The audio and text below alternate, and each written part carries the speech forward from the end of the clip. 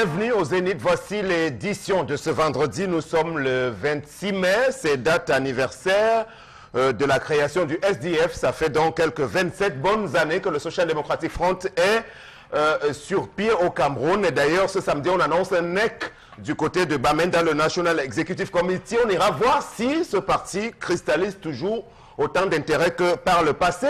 On voudrait donc les saluer à tous cela autour du chairman qui constitue l'exécutif de cette formation politique. Mais on a une pensée également en ce début de programme en direction de tous ceux-là qui sont autour du chef de l'État, Paul Biya, puisque le quotidien Émergence qui paraît à Yaoundé pose une belle question ce matin en se demandant si autour de Paul Biya on peut avoir quelques personnes qui se démarquent pour, par exemple, se présenter à la prochaine élection présidentielle.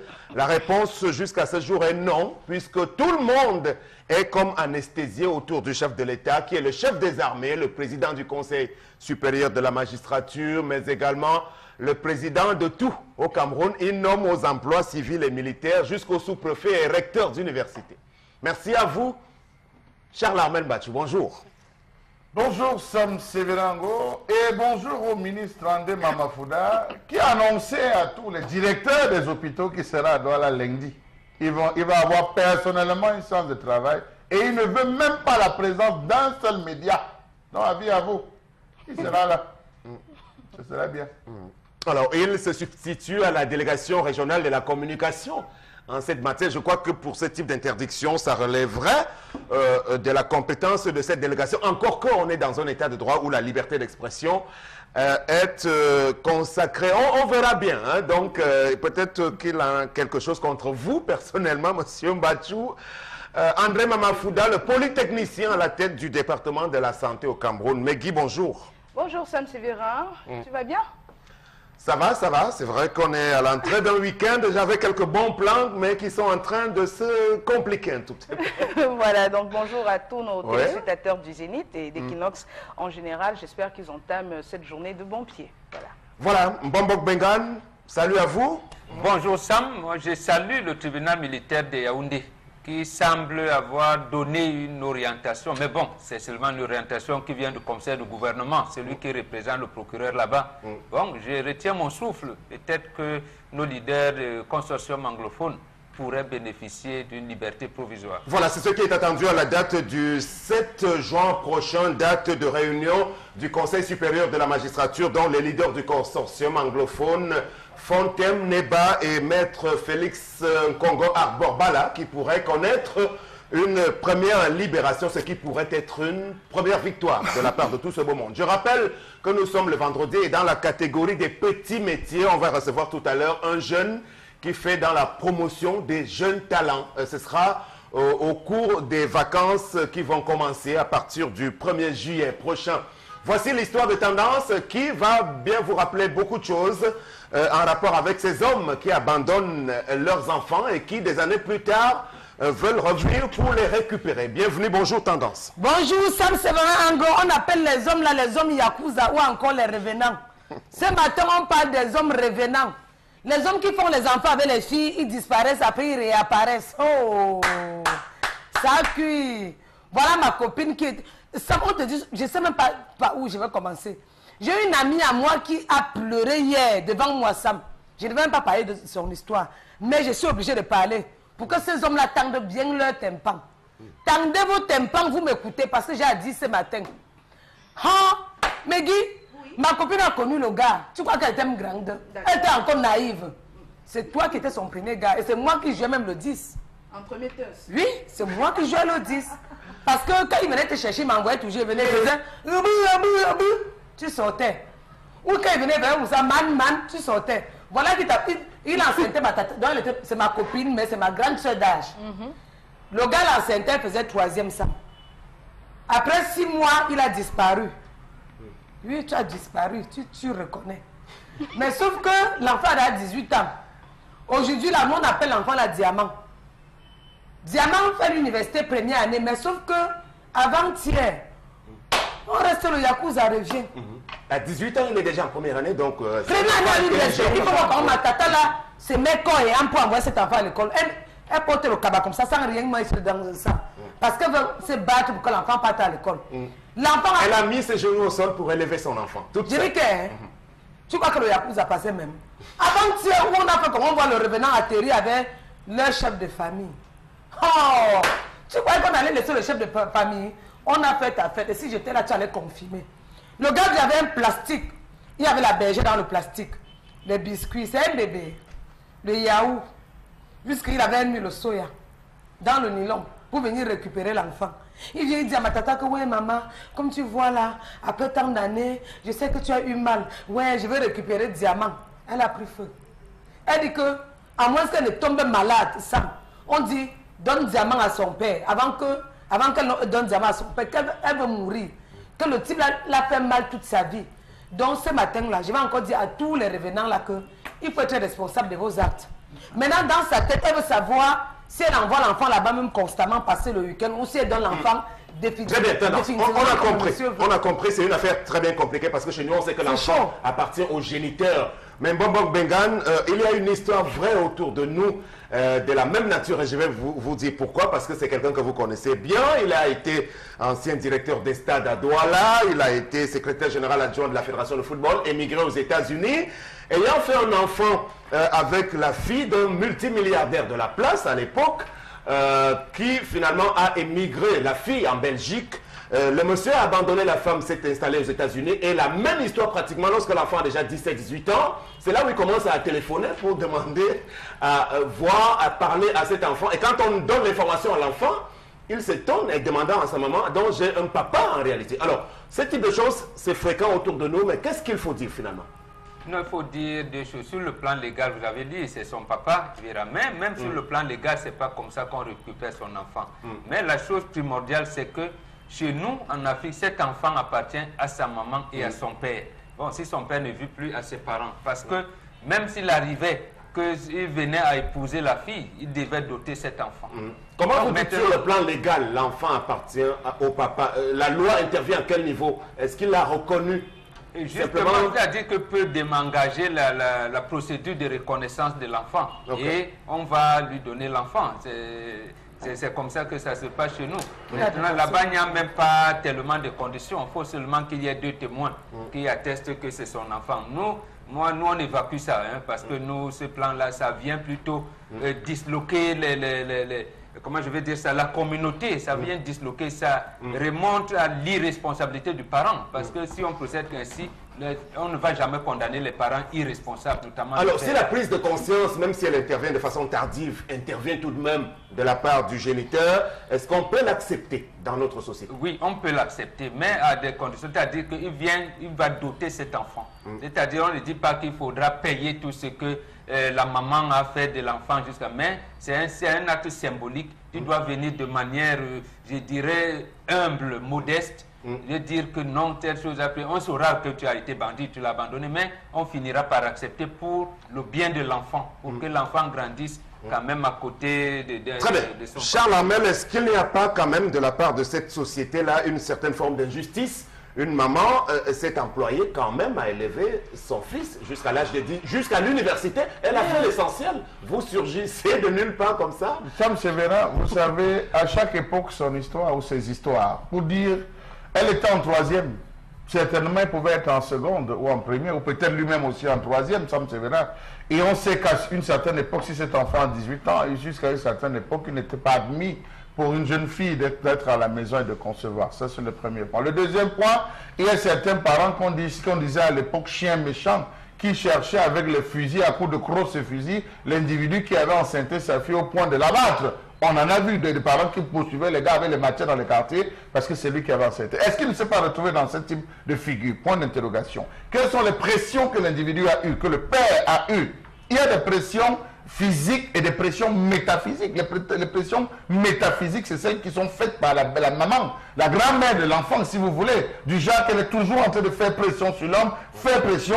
Quand elle se rend compte que l'homme est assez rétractif, elle passe par la fille. Ça devient maintenant la fille qui porte. Hein, ma mère a dit que, ma mère est en train de dire que, oh ma mère monte. Il y a tout un ensemble de pression. Et parfois, lorsque ça ne réussit pas, c'est là où on s'attaque au père en disant, voilà le gars, est-ce que tu sais qu'il est en train de faire ci? C'est là où vous voyez le père qui rebondit. Donc, est-ce qu'il n'a pas connu ces différentes pressions qui l'ont poussé à un moment donné à disparaître? Il faut s'interroger. Est-ce qu'à un moment donné, il ne s'est pas retrouvé buté au fait que financièrement, il n'avait pas de moyens, il n'avait pas de quoi s'occuper de l'enfant. Il a préféré prendre la clé des champs. Autant de questions. Donc j'estime qu'à ce niveau, tant qu'on n'aura pas connu les deux vérités, on ne peut pas se permettre de prendre. Aujourd'hui, 18 ans sont passés, il a décidé de reconnaître son enfant. Maintenant qu'il s'assied, que les deux familles s'assiedent et trouvent... Très bien. Alors, je vois d'ici Megui qui est un peu embarrassé parce que Charles Hamel se comporte comme si on est en justice. Parce qu'en justice, on sait qu'il y a les droits de la défense, c'est-à-dire la présomption d'innocence. Donc tout le monde, même un criminel, il a droit à sa défense. Donc c'est un peu cela. Mais quelles que soient les raisons qu'on peut chercher à trouver à ce monsieur,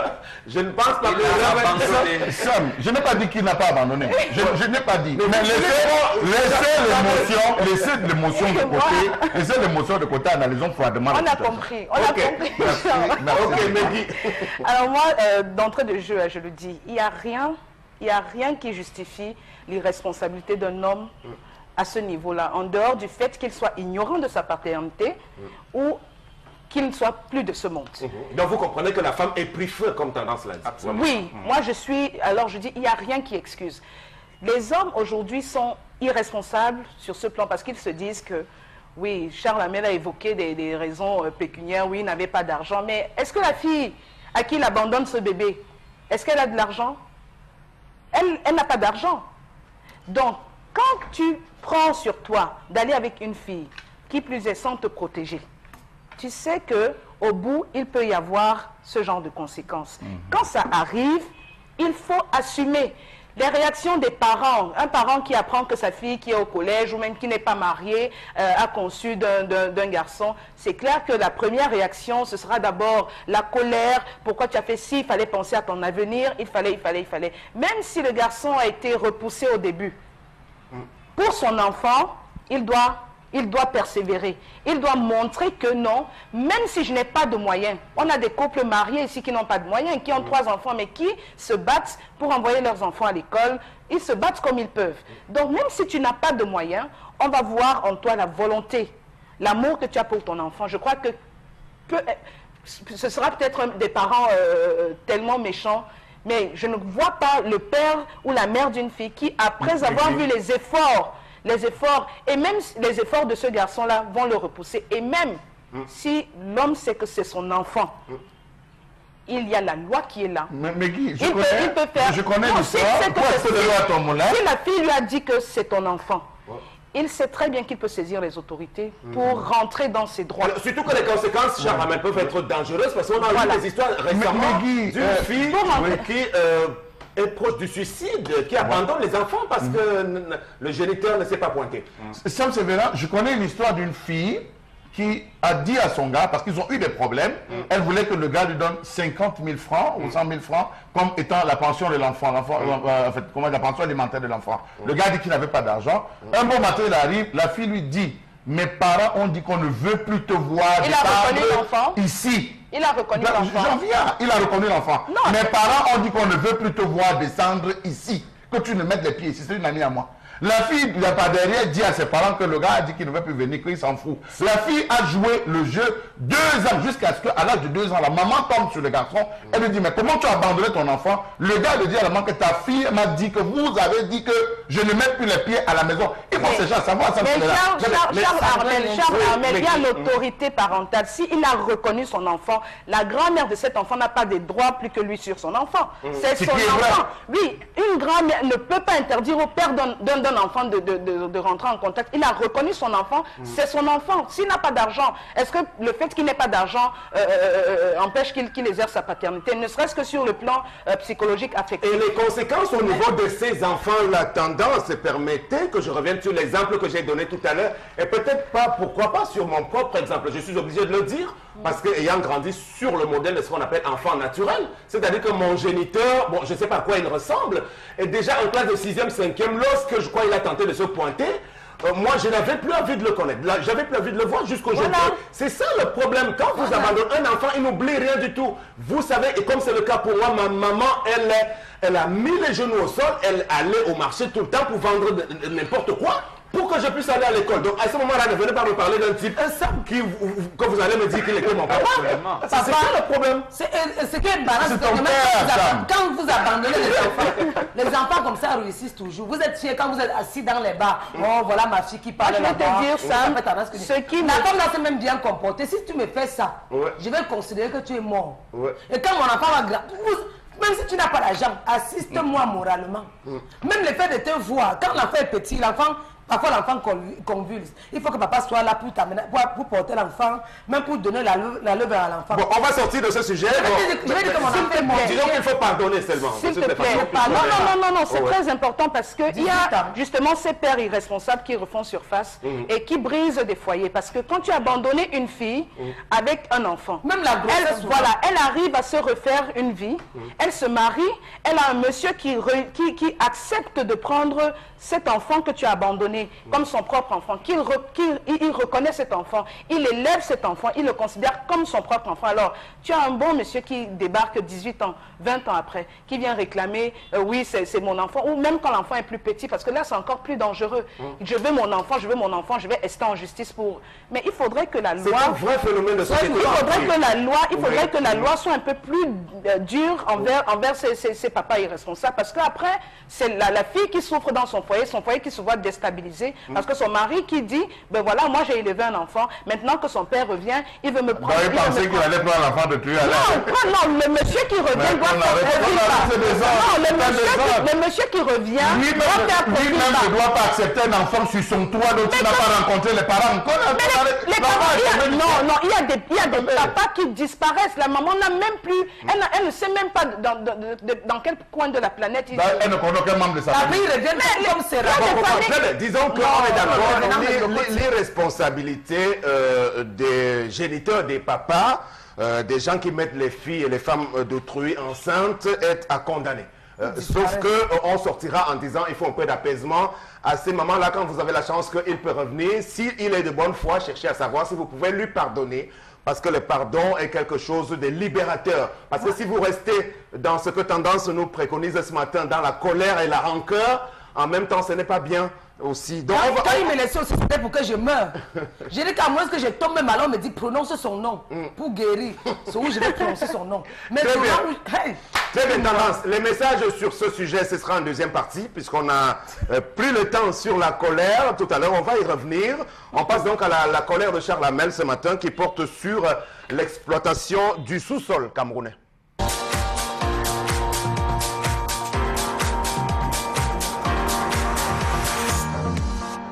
Je m'interroge ce jour sur la gestion ou la question de la gestion du sous-sol camerounais.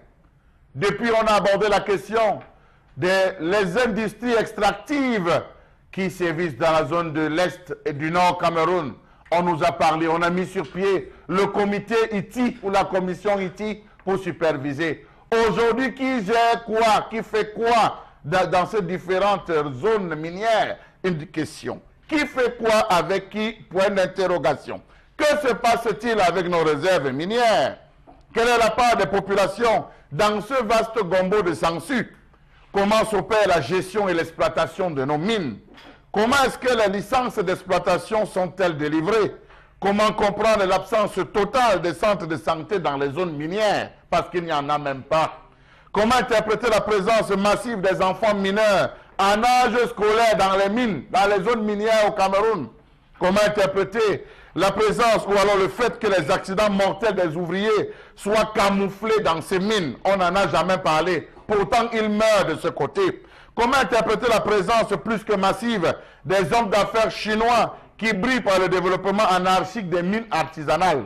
Comment comprendre que les sites miniers exploités par les Chinois soient laissés à ciel ouvert, provoquant de fait de nombreux accidents? Comment comprendre que les communautés locales soient méprisées, spoliées, malmenées sur leurs propres terres? Comment comprendre qu'il n'existe pas de consultation publique avant la délivrance des permis miniers aux miniers potentiels? Comment comprendre le fait que les communes ne soient pour la plupart pas associées à l'attribution du permis d'exploitation minière, à la surveillance de ces champs miniers et à la gestion de l'environnement? Comment interpréter les grosses lenteurs qui entourent le processus de transfert des redevances minières aux communes et communautés bénéficiaires?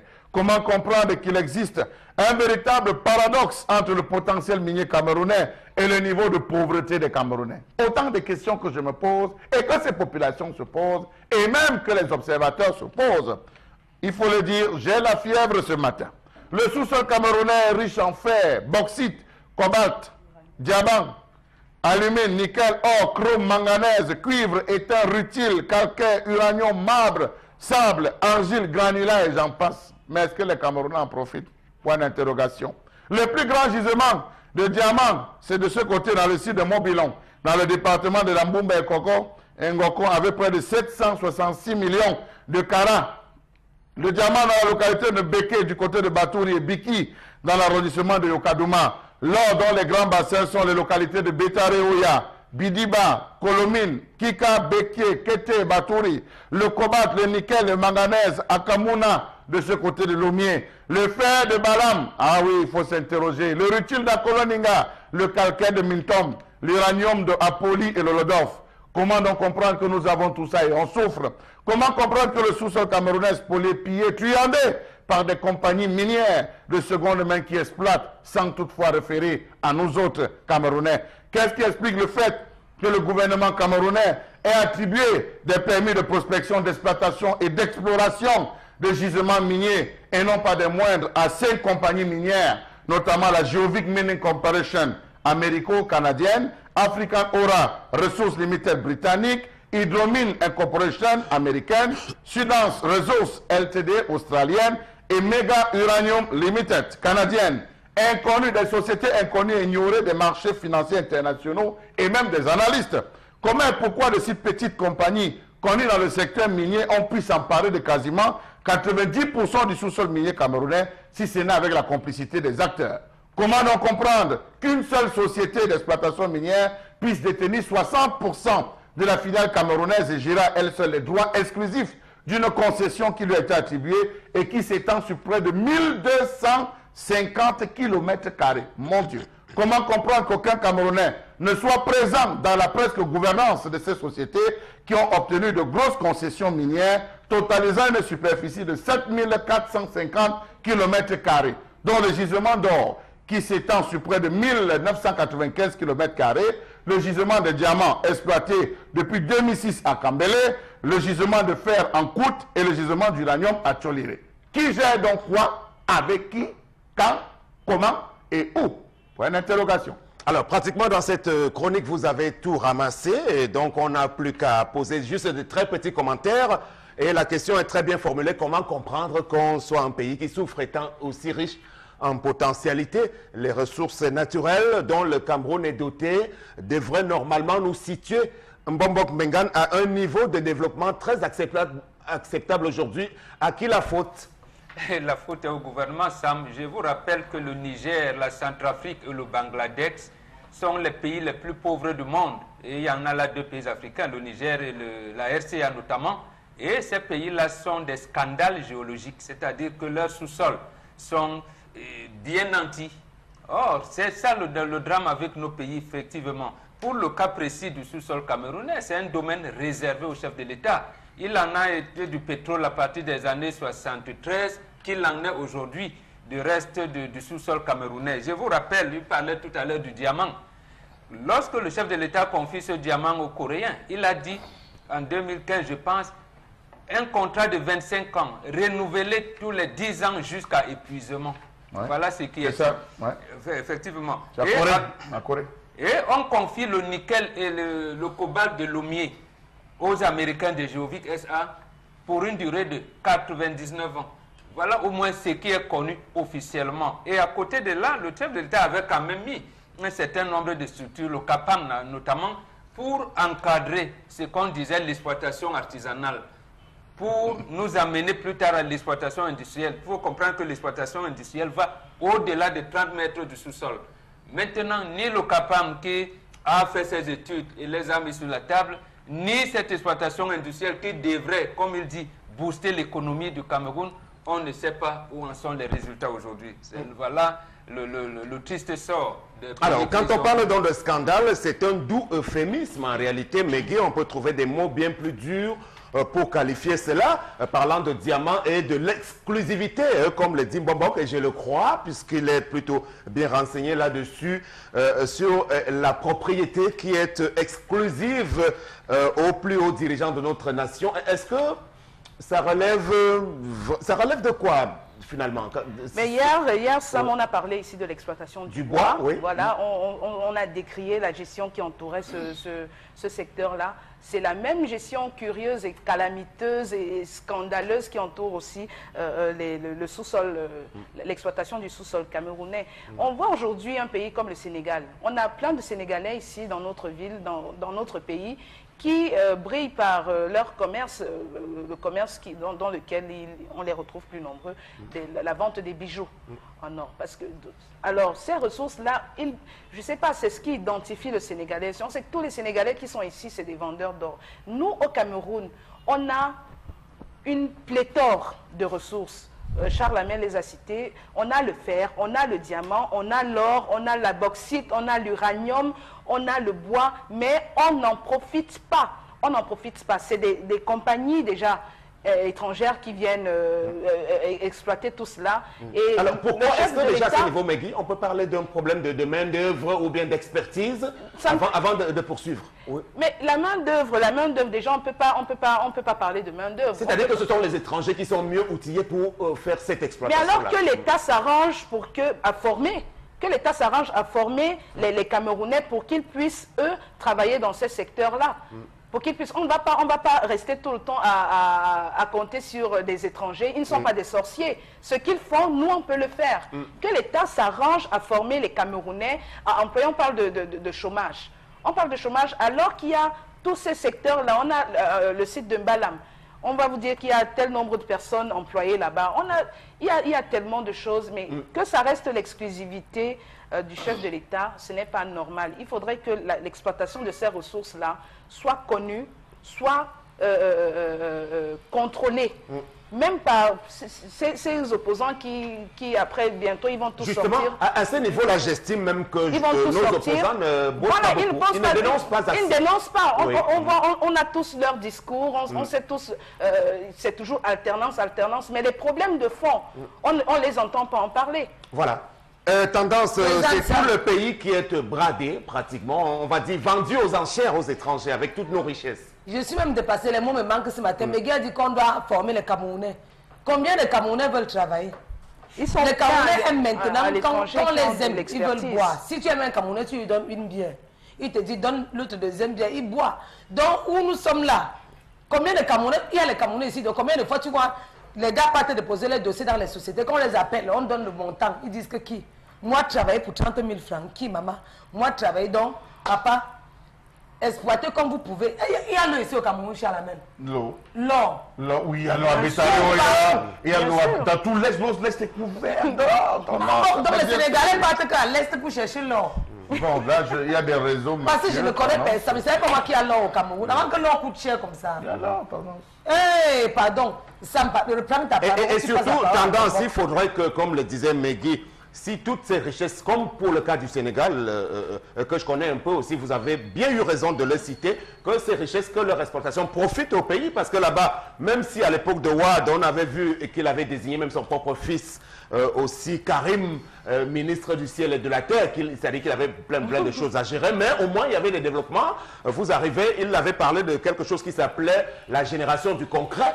On voyait concrètement des infrastructures qui sortaient de peu partout pour développer le pays. Même si vos familles en profitent un tout petit peu, faites bénéficier d'une petite partie également à l'ensemble du pays. Charles Hamel, en 1 minute, on conclut avec vous. Mais Sam Sévérin, vous voulez clôturer un débat qui n'est même pas officiellement clôturé. Et non, pour dire Sam Sévérin que c'est excessivement grave. C'est excessivement grave. Aujourd'hui, quand on a ce concours de la police, allez voir les postulants. Ils sont plus de 8 000. On a ce recrutement de billes, ils sont combien? 9 000. Les gars même sont étonnés que, mais quel est l'engouement que les Camerounais ont? Regardez les concours de l'école de Polytech. Regardez les concours de l'école normale. Ils sont nombreux. Mais dans ces chantiers, quelle est la position qu'occupent les Noirs ou les Camerounais pour parler si peu? On a vu le pont du Vouri. C'est les gars qui viennent vendre le pain chargé, pain haricot. C'est les gars qui aident à porter pendant que les grands scientifiques, les grands ingénieurs sortant d'ailleurs viennent. Ceux même des ingénieurs camerounais assistent les spécialistes venus depuis l'Hexagone. Alors, comment est-ce qu'on peut être dans un pays, on laisse les autres venir exploiter, on ne forme pas suivant les besoins. Pour ce qui est de la Corée, les Coréens qui vont exploiter le diamant dont parlait tout à l'heure Bonbon, c'est pendant 25 ans renouvelable, ça me sévère. Mais ce sera 6 millions de carats qu'ils vont prendre chaque année. Faites 6 millions de carats fois 25, ça fait combien? Ils vont prendre ce diamant qui va être amené en Corée, qui va être manufacturé, qui va être taillé, qui va être réexporté, qui va être vendu. Et les Coréens ne vont partager que 20% avec l'État du Cameroun. Donc vous voulez dire qu'on ne peut pas faire tout ça au Cameroun? Est-ce qu'ils ne peuvent pas venir, on impose, ils viennent avec, ils montent des usines? Donc c'est se dire quand même, Sam Sévérin, qu'à un moment donné, c'est bradé. Pourquoi est-ce qu'il faudrait que les ministres des Mines soient quelqu'un de l'Est? Pourquoi on ne peut pas donner à quelqu'un d'autre? Parce qu'il faut aussi ça, Sam Sévérin. Peut-être aujourd'hui, tous ces ministres qui sont passés ont des entreprises. Tous ces ministres qui sont passés ont des entreprises dans cette zone où on exploite. À un moment donné, il faut mettre un terme à ça quand même, Sam Sévérin. Bon, pour l'instant, quand même, Basile Atanganakouna, c'est lui le ministre. Non, Boisboubou. C'est Boisboubou.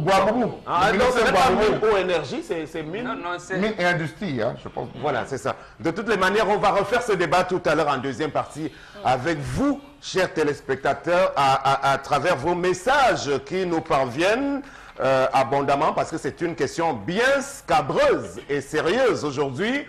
Le sous-sol camerounais qui est allègrement mis en exploitation, mais davantage au profit des filières étrangères. Qu'est-ce qu'il faut en faire? De toutes les manières, vous avez un beau sujet de réflexion et à l'intention même de ceux qui aspirent à diriger ce pays, comme les responsables politiques, ils devraient pouvoir s'en servir, comme le relevait Megui tout à l'heure. Le temps donc de passer à tout à fait autre chose à présent pour nous détendre un tout petit peu et revenir à une atmosphère à peu près normale dans la catégorie petit métier. Voici venu le temps d'accueillir notre invité sans transition, Monsieur David Dieudonné Fokam Talom, c'est son nom. Il est jeune et il a l'ambition de procéder à ce qu'on appelle la détection des jeunes talents pendant la période des vacances. C'est d'ailleurs, il me semble, la deuxième édition de son opération. Mais de toutes les façons, on l'accueille d'abord. Bienvenue, bonjour monsieur. Bonjour monsieur. On ne vous entend pas hein, parce que vous êtes en direct. Parlez plus fort. Bonjour. Bonjour monsieur. Bonjour à vous. Voilà. Bonjour David. Merci, Il faut merci. parler fort. Hein. Ne sois pas timide. Ok. Ouais, il faut peut-être un peu le mettre dans le bain tendance. du coup. Confiance. Dave, Oui, David, c'est oui, comment? bonjour, ça va madame. tu es là, Ça tu va. fais comme un moumou. Tu vois, on commence comme les moumous. Ah ben, ah ben. Ah ben, ah ben. Voilà, c'est comme ça qu'un homme doit parler. Ok. Bon, peut-être qu'il est assez timide. Alors, l'opération Cameroun Talent, c'est quoi concrètement aujourd'hui? Parce que vous ambitionnez regrouper des jeunes gens qui sont des vacanciers, tout simplement. De quel âge d'ailleurs? Oui, Cameroun Talent déjà, Cameroun Talent déjà c'est une plateforme des personnes responsables, soucieux de l'avenir de la jeunesse.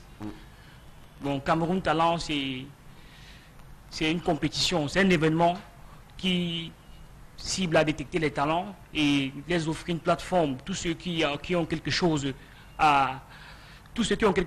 à développer. Dans leur domaine respectif, parce qu'il y a beaucoup Oui, de parce qu'il y a beaucoup d'activités. oui. Beaucoup d'activités. Donc, Très en bien. fait, c'est ça. Bon, alors, je vais passer la parole à Megui pour essayer de vous recadrer dans cette discussion. Oui. Voilà, je voudrais savoir en quoi consiste réellement le projet que vous lancez. Ok, je disais tantôt que Cameroun Talent, c'est une plateforme des personnes responsables, soucieux de l'avenir de la Personne jeunesse. responsable, c'est vaste, vous le C'est dites comme ça. vaste, Qui est voilà. responsable, qui ne l'est pas? C'est quoi? C'est parti de quoi? Des jeunes, l'idée? des adolescents, ça concerne quelle tranche d'âge par exemple? Oui, on veut dire, quand on parle de talent, c'est toute personne D'accord. qui a quelque chose en lui, qui peut développer. Bon, vous voyez un peu, non? Ça, on l'a compris. Oui. On l'a compris. Donc même un enfant de 10 ans peut développer, développer son talent. Oui, Même peut un enfant de développer son 10 ans Oui, peut venir chez vous peut venir- montrer son savoir-faire. Son savoir-faire, oui. c'est Donc ça. même moi, je peux venir chez vous montrer mon savoir-faire. Bien En fait, évidemment. ce que je voulais savoir, est-ce que vous pouvez nous décrire l'événement en lui-même? Oui, l'événement a beaucoup d'activités, D'accord. comme la danse, le chant, le rap, l'humour, l'espace culinaire. En fait, tout ce qui est talent de scène. Tout ce qui est talent de scène. C'est ça, en fait, Cameroun Talent. Donc, c'est une compétition dans laquelle on détecte les talents. Et puis, on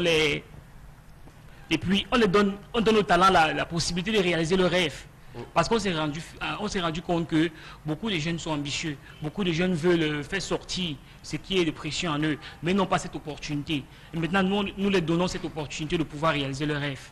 Alors, quels sont les critères sur lesquels vous allez vous appuyer pour savoir que celui-ci est un talent? Dans le domaine de la musique, par exemple, ou de l'art culinaire, quels seront les critères, les techniques que vous allez utiliser, les experts, ça se passait comment? Bon, là, la question, bon, ce sont les jurys. On a des jurys qui sont adaptés à ça. Qui savent comment, ils sont du métier, ils ont les critères. Donc vous n'avez pas les critères? On a des critères, bon, mais là... Dans le chant, par exemple? Parce que déjà, je ne m'y connais pas dans les sélections. Bon, c'est vrai. Par exemple, dans le chant, vous avez fait appel à qui? Bon, dans le chant... Dans le chant? Oui, dans le chant, on a des rappeurs. On a des rappeurs comme The Killer, par exemple. Bon, il fait dans le rap, il s'y connaît bien. On a des artistes qu'on a invités. Il y a, par exemple, Boudon. Il y a, en fait, toute la famille. C'est dans une section bien précise, le rap. Oui, dans le rap. Dans le rap, ok. Et lorsque vous détectez les talents, qu'est-ce qui adviendra d'eux après? Une fois que vous avez détecté que celui-ci a le talent, il deviendra quoi après? Oui, une fois détecté ces talents, on les félicite. Il y a des lots. Comment est-ce qu'ils vont réaliser leurs rêves? C'est ça le problème, il ne suffit pas de les féliciter. Qu'est-ce qui est prévu dans le cadre de ce que vous avez appelé tout à l'heure un collectif de personnes responsables? Parce qu'il ne suffit pas de vous organiser dans quelque chose d'essentiellement ludique, parce que ce sont les vacances. Il faudrait bien qu'on voit s'il y a un suivi par la suite. Qu'est-ce qui est prévu? C'est ça la question de Charles Armé. Oui, ce qui est prévu, c'est par exemple domaine rap. Il y a des albums. Celui qui remporte par exemple le rap, on lui donne la possibilité de réaliser un single. Donc on a des studios où on les envoie dans les studios pour les permettre de réaliser un single par exemple. Et qui va sponsoriser? Merci. Oui, comme sponsor, on a... Non, on ne parle pas de sponsor tendance. Il ne faut pas déraper, on ne parle pas de sponsoring. Non, parce que le studio est onéreux. Le studio est onéreux, Sam Sévérin. Quels sont ceux qui vont supporter? Peut-être pas, ne donnez pas le nom, mais est-ce qu'il y a quand même une industrie? Est-ce qu'il y a des personnes qui vont supporter le coût du studio? Parce qu'on sait que rentrer dans un studio, on ne se lève pas d'un matin. Les gens qui vont... Oui, déjà... Peut-être les mécènes alors. Oui, je dis peut-être les mécènes, je ne sais pas. Je n'ai peut-être pas envie qu'ils donnent le nom, mais est-ce qu'il y a quand même une industrie derrière qui va amener ces gens sortir là, déjà le morceau déjà produit, sortir, mettre en CD et ventiler? C'est toute une autre industrie. Oui, ça. déjà nous sommes en partenariat avec des maisons de production. Ah d'accord. Oui. Parce qu'il ne suffit pas effectivement d'intéresser les personnes jeunes s'ils veulent s'intéresser à l'opération et que par la suite il n'y a pas quelque chose de concret, parce qu'on est là vraiment dans le domaine du showbiz. Et ça s'apparente à quelque chose qui a déjà été vécu ailleurs. Donc on est là dans une sorte de télé-réalité où on détecte des talents du style Star Academy, je ne sais pas trop. Oui, je voulais un peu poser une autre question. Ça demande quand même beaucoup pour organiser un événement comme celui-là. Est-ce que c'est bénévole? Vous le faites de manière bénévole ou bien il y a un gain que vous recherchez derrière, vous aussi? Oui, déjà je le fais parce que j'aime la culture. Donc je le fais déjà par amour.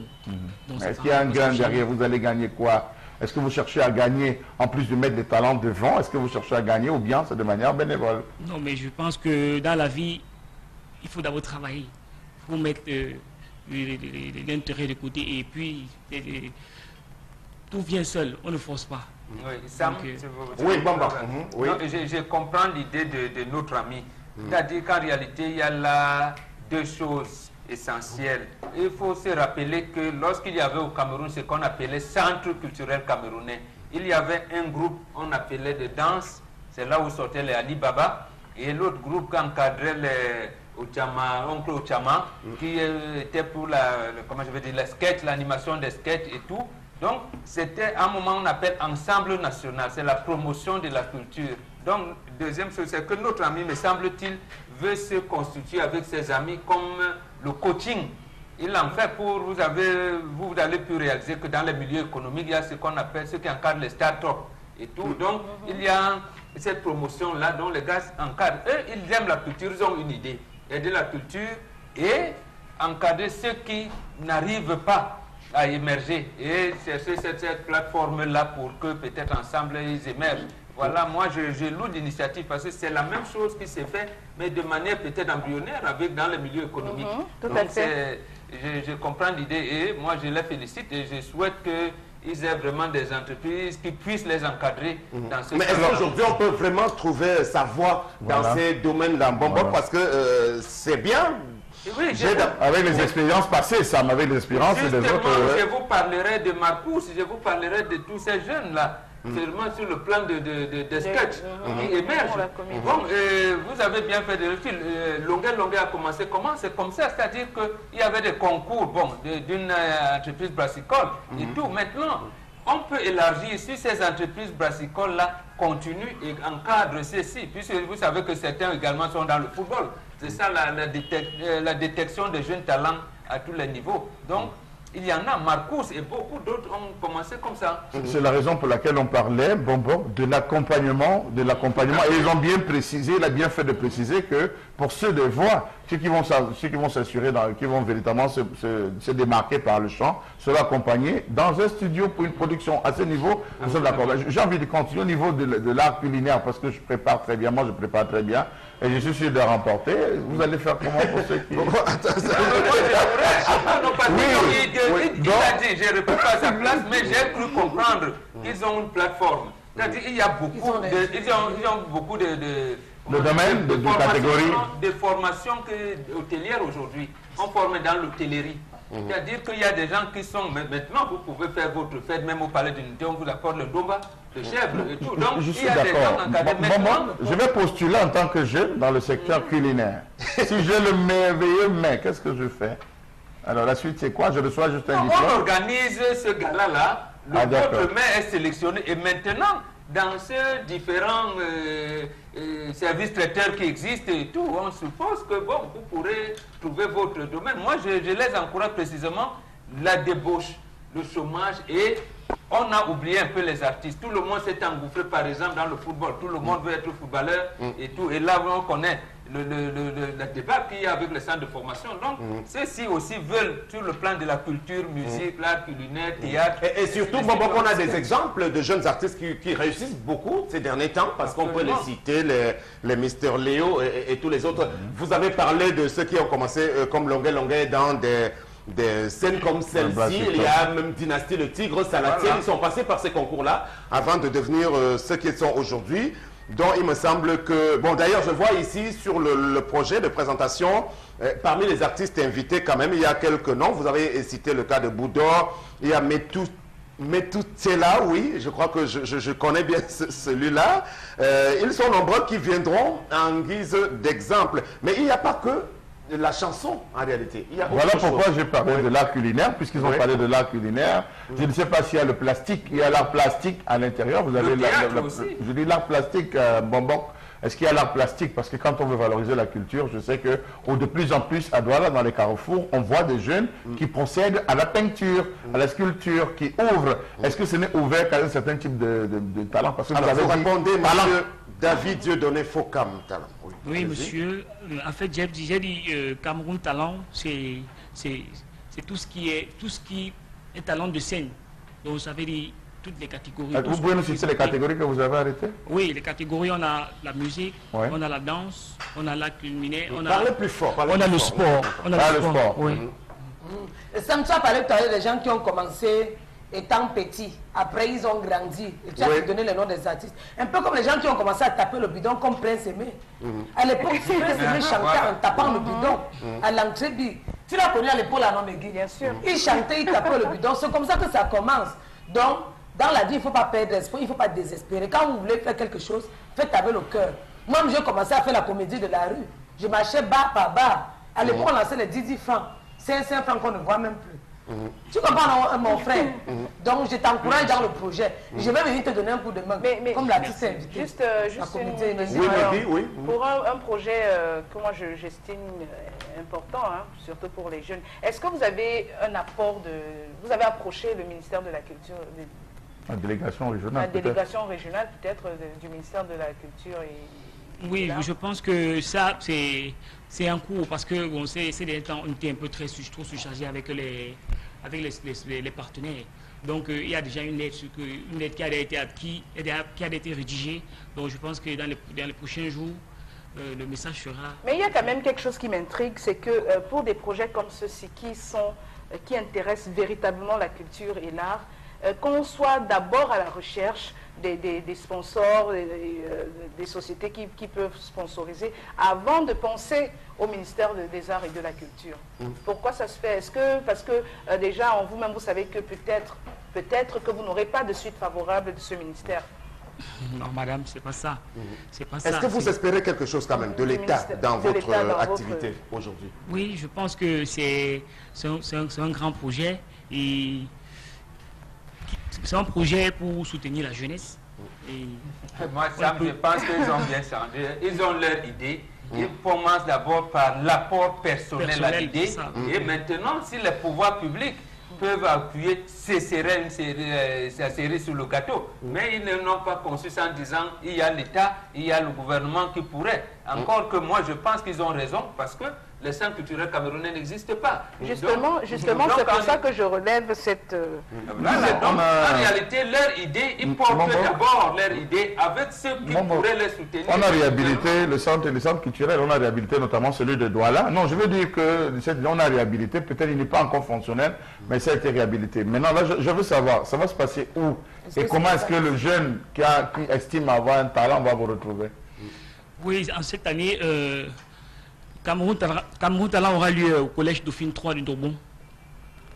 Et ça va se passer tous les samedis de 14h à 20h. Donc les inscriptions sont déjà ouvertes à tous les talents. Donc je pense que d'ici la semaine prochaine, on va déjà lancer les spots publicitaires. Il y aura toutes les informations possibles. Et ce sera 2 mois donc au total d'événements. On parle de beaucoup de rendez-vous à Douala, une dizaine au total. Quelques 25 artistes qui sont peut-être programmés dans des spectacles autour de cette opération avec beaucoup de compétiteurs espérés, puisque nous sommes obligés de parler en son nom, puisqu'il n'est pas très loquace lui-même, le promoteur de ce projet-là. On parle de quelques 500 spectateurs sur les sites aussi, on espère les avoir. Mais pour un projet comme celui-ci également, il faut l'accompagnement médiatique et en cela, vous avez la chance qu'il y a des émissions comme celle-ci qui peuvent vous accueillir dans cette catégorie effectivement, parce qu'il faut que ça soit supporté. Comme on a vu comment ça se fait dans d'autres pays, ce sont des chaînes de télévision qui portent ce type de projet pour que ça ait un impact, mais à condition que le projet lui-même puisse respecter une certaine norme, qu'il soit assez alors sérieux. Voilà, si tu permets, vous avez dit que vous êtes à la 2e édition. Oui, monsieur. Alors, ceux de la première édition, est-ce qu'ils ont un single? Déjà, ils ont pu avoir un single? Ou alors, ils ont été portés? Oui, beaucoup ont eu du succès et ils ont eu des singles. Vous avez du succès? Oui. Comme qui, par exemple? Comme le jeune rappeur Simon Steve. Oui. Il chante Il y a les comment? groupes. Ils chantent comment? C'est un peu la capella. C'est un promoteur. Voilà, monsieur. Il peut faire la capella. Non, il ne peut pas attendre. J'aurais voulu, il y a la chanson du gars qui chante faux là, que je fais souvent.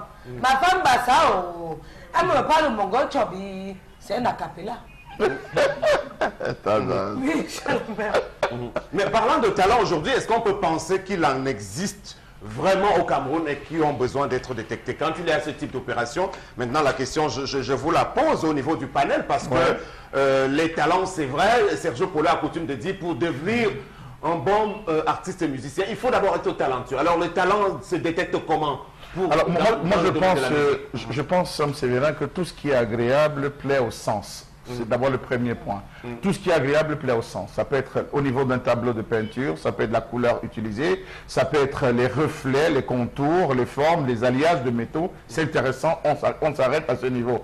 Lorsque vous avez 2-3 personnes qui ciblent un tableau précis parce qu'il veut comprendre, qu'il pose des questions, ça veut dire que les sens ont été touchés. Lorsque les sens ont été touchés, on va évoluer. Ça peut être au niveau de la musique, le son, la qualité de la voix, la mélodie, le rythme, surtout qu'il y a aujourd'hui, lorsque vous écoutez les musiques folkloriques qui ont tendance à aller, c'est les musiques pentatonique, notamment à 5 ans. Donc, il faut écouter. Lorsque ça plaît au sens, vous vous livrez, vous allez à l'intérieur. Dans les quartiers, il y a des jeunes filles qui chantent et qui chantent très bien, ça me fait là. C'est la petite fille qui va commencer à interpréter, elle va commencer à interpréter les Diponce, elle va commencer à interpréter Pierre Didi Chakonté, ça va commencer à plaire dans le cocon familial, ça va aller maintenant dans le foyer, au niveau des foyers, des associations de villages, lorsqu'il y a des événements, et peut-être, voilà, dans des cabarets. Donc lorsqu'on sort de là, ça me fait là, c'est quelqu'un qui va dire, mais non, il y a des compétitions, pourquoi tu ne pars pas? Nous, on va te soutenir. Raison pour laquelle vous allez vous retrouver sur Facebook, des gens, parce qu'elle sait qu'elle a un talent, elle s'inscrit dans un programme et elle demande, votez-moi. Moi, on veut les chansons avec les messages. On ne veut pas les chansons de pas les pète d'Aboubacar, Vincent. Je ne veux pas les chansons là. Ou encore les chansons de Mouf, tu es mon père. Les chansons qu'on insulte les gens. Je ne veux pas. On veut les chansons qui vont instruire nos enfants, non, Megui. Oui, bien sûr. Mouf, tu es mon père. Tu as d'insulter. C'est important ce débat aujourd'hui, Mbombo, parce que parmi la jeunesse de maintenant qui veut s'adonner au métier de l'art, on retrouve souvent tout et n'importe quoi. Et c'est peut-être à notre niveau, dans les médias, les diffuseurs et également programmateurs dans les boîtes de nuit, de faire un tout petit peu le tri, généralement, pour bien choisir. Mais on a de la peine parce que les messages aujourd'hui, parce que j'aime citer une chanson qui marche beaucoup cette année, tant Megui, la chanson de Daphné. Mais moi, le message me dérange un tout petit peu. Parce que quand tu dis je suis calé, ou tu es calé à 16 ans, 17 ans, comment? Parce qu'il ne faut pas également encourager que les jeunes filles... Il y a d'autres qui chantent pire. Clip et son image. Il y a d'autres à Yaoundé qui chantent pire qu'elle et qui est encouragé même par des gens qui sont encouragés même par leurs parents parce que bien positionnés dans la sphère étatique. Hein. Ouais, il y a une petite là qui chante nos Sam. Ouais. Elle chantait le morceau de l'église. Elle a gâté cette fois-ci. C'était mieux qu'elle reste seulement qu'elle chante que Dieu a fait ceci. L'enfant a chanté jusqu'à dire que papa et maman ont fait quoi? On va sanctionner cette chose. Voilà, on a un message pour notre invité. Donc, c'est un téléspectateur qui nous dit I am a rapper, so how can I meet you? Un rappeur, comment il fait pour vous rencontrer? Ok, je vais laisser le numéro de téléphone. Oui, communiquez le numéro, c'est pas le relevé. Oui, ok. Il peut aller sur la page aussi, non? Bon, c'est bon, allez-y. Oui, allez-y. Le 691 41 52 44. Donne même 2 fois. 691 41 52 44. Donc le 691 41 52 44. On pourra laisser ce numéro sur la page Facebook de 10-12, le Zénith. Donc, pour tous ceux qui sont intéressés, est-ce que vous n'avez pas... je ne sais pas s'il y a une autre question pour lui. Est-ce que vous n'avez pas... Non, ça, moi, je voulais intervenir à un niveau. Vous avez parlé tout à l'heure de ce que Mendoza et le professeur Monendiana appelaient la déviance. La déviance, effectivement. Il s'est avéré qu'au Cameroun, plus c'est bête, plus on danse. Oui, comment vous voulez donc sanctionner une chanson comme Coller la petite? Oh, c'est décent, c'est malsain, ce genre de choses. Mais maintenant, on va vous dire, vous êtes en train de tuer le talent. Ce n'est pas ça le talent. C'est-à-dire que, en réalité, là où je les apprécie, parce qu'ils sont dans... Donc, Coller la petite pour toi, Mbombo aussi, vous êtes d'accord avec le préfet de Bafoussa? De Bamufi, effectivement, que ce n'est pas des chansons dont on doit faire la promotion, absolument. Maintenant, je dis, ils sont dans ils ont calibré un certain nombre de choses, de couloirs, dans le rap, dans un certain nombre de choses, mais sélectionner effectivement la thématique. C'est comme ça qu'on fait la promotion de la culture. À un moment donné, ça avait foutu le camp, mais maintenant, quand on veut revenir, il faudrait effectivement faire le choix. Ne pas se verser. Francis Bébé disait que lorsqu'on arrive, la musique nous amène à ce niveau, ça veut dire que le pays est à terre. Et on ne veut pas un pays qui est à terre. Il faut bien alors là, c'est et c'est pour ça que le Cameroun va... C'est l'ami de Ouattat. Il y a des gars qui ont le succès par Zad. Guy Watson est où? Le gars, Guy Watson est où? Il a chanté Mignon, c'était Mignon. Vous savez quel message? C'est mon ami, je ne refuse pas. Même le Pingui, ça a disparu. Sam Sévérin, je veux dire que, puisque nous parlons de talent, il y a 3 étapes, 3 piliers, 3 strates sur lesquels repose le talent dans le domaine de la musique. Il y a le texte. C'est la première chose. Qu'est-ce qui est dit? Il y a l'ensemble mélodieux qui accompagne. Est-ce que l'harmonie... Citez deux exemples pour que les jeunes... je peux prendre dans le milieu jeune ou bien parce que moi je suis un peu plus vieux. Je vais prendre Copo, l'artiste Copo. Si tu vois Mago, dis-lui que je go. Il essaie de faire dans la rime. On peut prendre pour dans le domaine du rap. Il y a le texte. Après le texte, Sam Sévérin, nous avons, c'est-à-dire l'harmonie, l'embellie musicale, la mélodie en elle-même. Est-ce que la mélodie s'ouvre au sens? Est-ce qu'elle interpelle le sens? Il y a la posture scénique. Sam Sévérin, nous avons des artistes qui, au niveau de la scène, dansent sensiblement nus. Je ne sais pas si vous avez vu certaines images de nos artistes avec le sexe complètement dehors aujourd'hui. Non, mais il faut le dire, Sam Sévérin. Et on peut citer ces artistes qui le font lorsqu'ils se retrouvent dans un public. Pareil pour les rappeurs. C'est pas parce qu'on est rappeur qu'on va avoir certaines tenues, on va être démembré, tatoué à l'extrême. Donc je pense que la posture scénique, la présentation, oui c'est vrai, il y a plusieurs courants dans le domaine du rap et chacun croit à son courant. Si vous voulez parler des talents, je suis d'accord, je m'inscris dans la logique des talents que vous voulez développer, mais que les talents respectent au moins le Je crois qu'il devrait vous recruter comme membre du jury. Gratuitement, oui, on termine, tendance à terminer. Tu sais que je vais aussi chanter. Je mets ton nom dedans parce que c'est que tu vas me jouer. Mais Guy, je vais aussi mettre ton nom. Tu comprends, mon maman? Je mets le nom de Charles Amel parce qu'il va faire, la conférence de presse, il va écrire, mettre sur les réseaux sociaux. Et moi, je vais faire quoi? Et toi, tu vas m'accompagner, tu vas un peu paroter. On prend la voiture, on prend les affiches pour aller dans les CD. Le sable, c'est le sang-sang. Aucun le sable, c'est le sang-sang. Même si ça n'a pas le message, non. On va connaître que le sable, c'est le sang-sang. Je chante en français et en français. Beaucoup. Sévérin Ango, grand journaliste, grand présentateur. Ouais. Je sais que tu vas bien parler de moi. Ouais. Après, il met le nom de Bertrand Bonzini, il va bien me jouer. Je dis Wata, sachant qu'il va bien faire le clip. Ou tu dis Emmanuel Wapia. Je vais faire la chanson de la Tarapou. Moi, je vais mettre ton nom comme conseiller. Le grand conseiller, après, il dit le sable, c'est le sang-sang. Charles Amel Banchou. Un homme qui est toi en colère. Vous pouvez parler de moi. Tu peux m'en Charles Amel.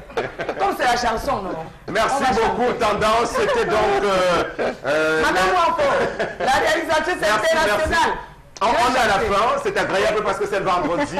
On était donc avec monsieur David Dieudonné Fokam Talom dans la catégorie Petit Métier ce matin, dans le domaine des jeunes talents, à la faveur de ce projet dénommé Cameroun Talent qui commence pour la deuxième édition le 1er juillet de cette année pendant les vacances. Alors si vous voulez, vous prenez son numéro sur notre page Facebook.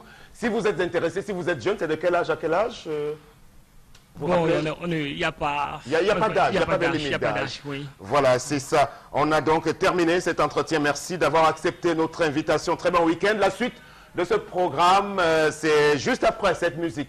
Voilà, Simon Longuet, bon, on ne se lasse jamais de l'écouter. C'était aux premières heures de sa gloire d'ailleurs, hein, cette chanson Ayo Africa qui avait permis à ce qu'il puisse s'installer au Panthéon de cette réussite-là qui l'a conduit sur des cimes jusqu'en Hexagone, malgré une série de déboires quand même enregistrés au passage. Mais le garçon a su garder la tête sur ses épaules et traverser ses difficultés.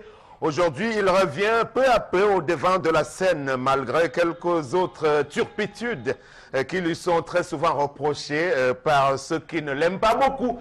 Mais nous, on n'a rien contre ces derniers, le Simon Longuet Languet national. Le libérateur libéré. Là, ouais. C'est quand Chati la chatte était encore naïf. Tu as écouté sa chanson Porima. Porima. La chanson, tu connais la chanson Porima, non? Ça, je fais un taillon. Là, c'est quand elle était encore... C'est un nom d'artiste aussi, vraiment. Bon, Sam Sévérin, pour Longuet, si tu permets que je dise un mot, je vais dire que ce qui arrive à Longuet, c'est ce qui arrive à tous les autres artistes. C'est-à-dire, ils sont surpris par la gloire. Lorsqu'ils atteignent les cimes, il est difficile pour eux de se maintenir.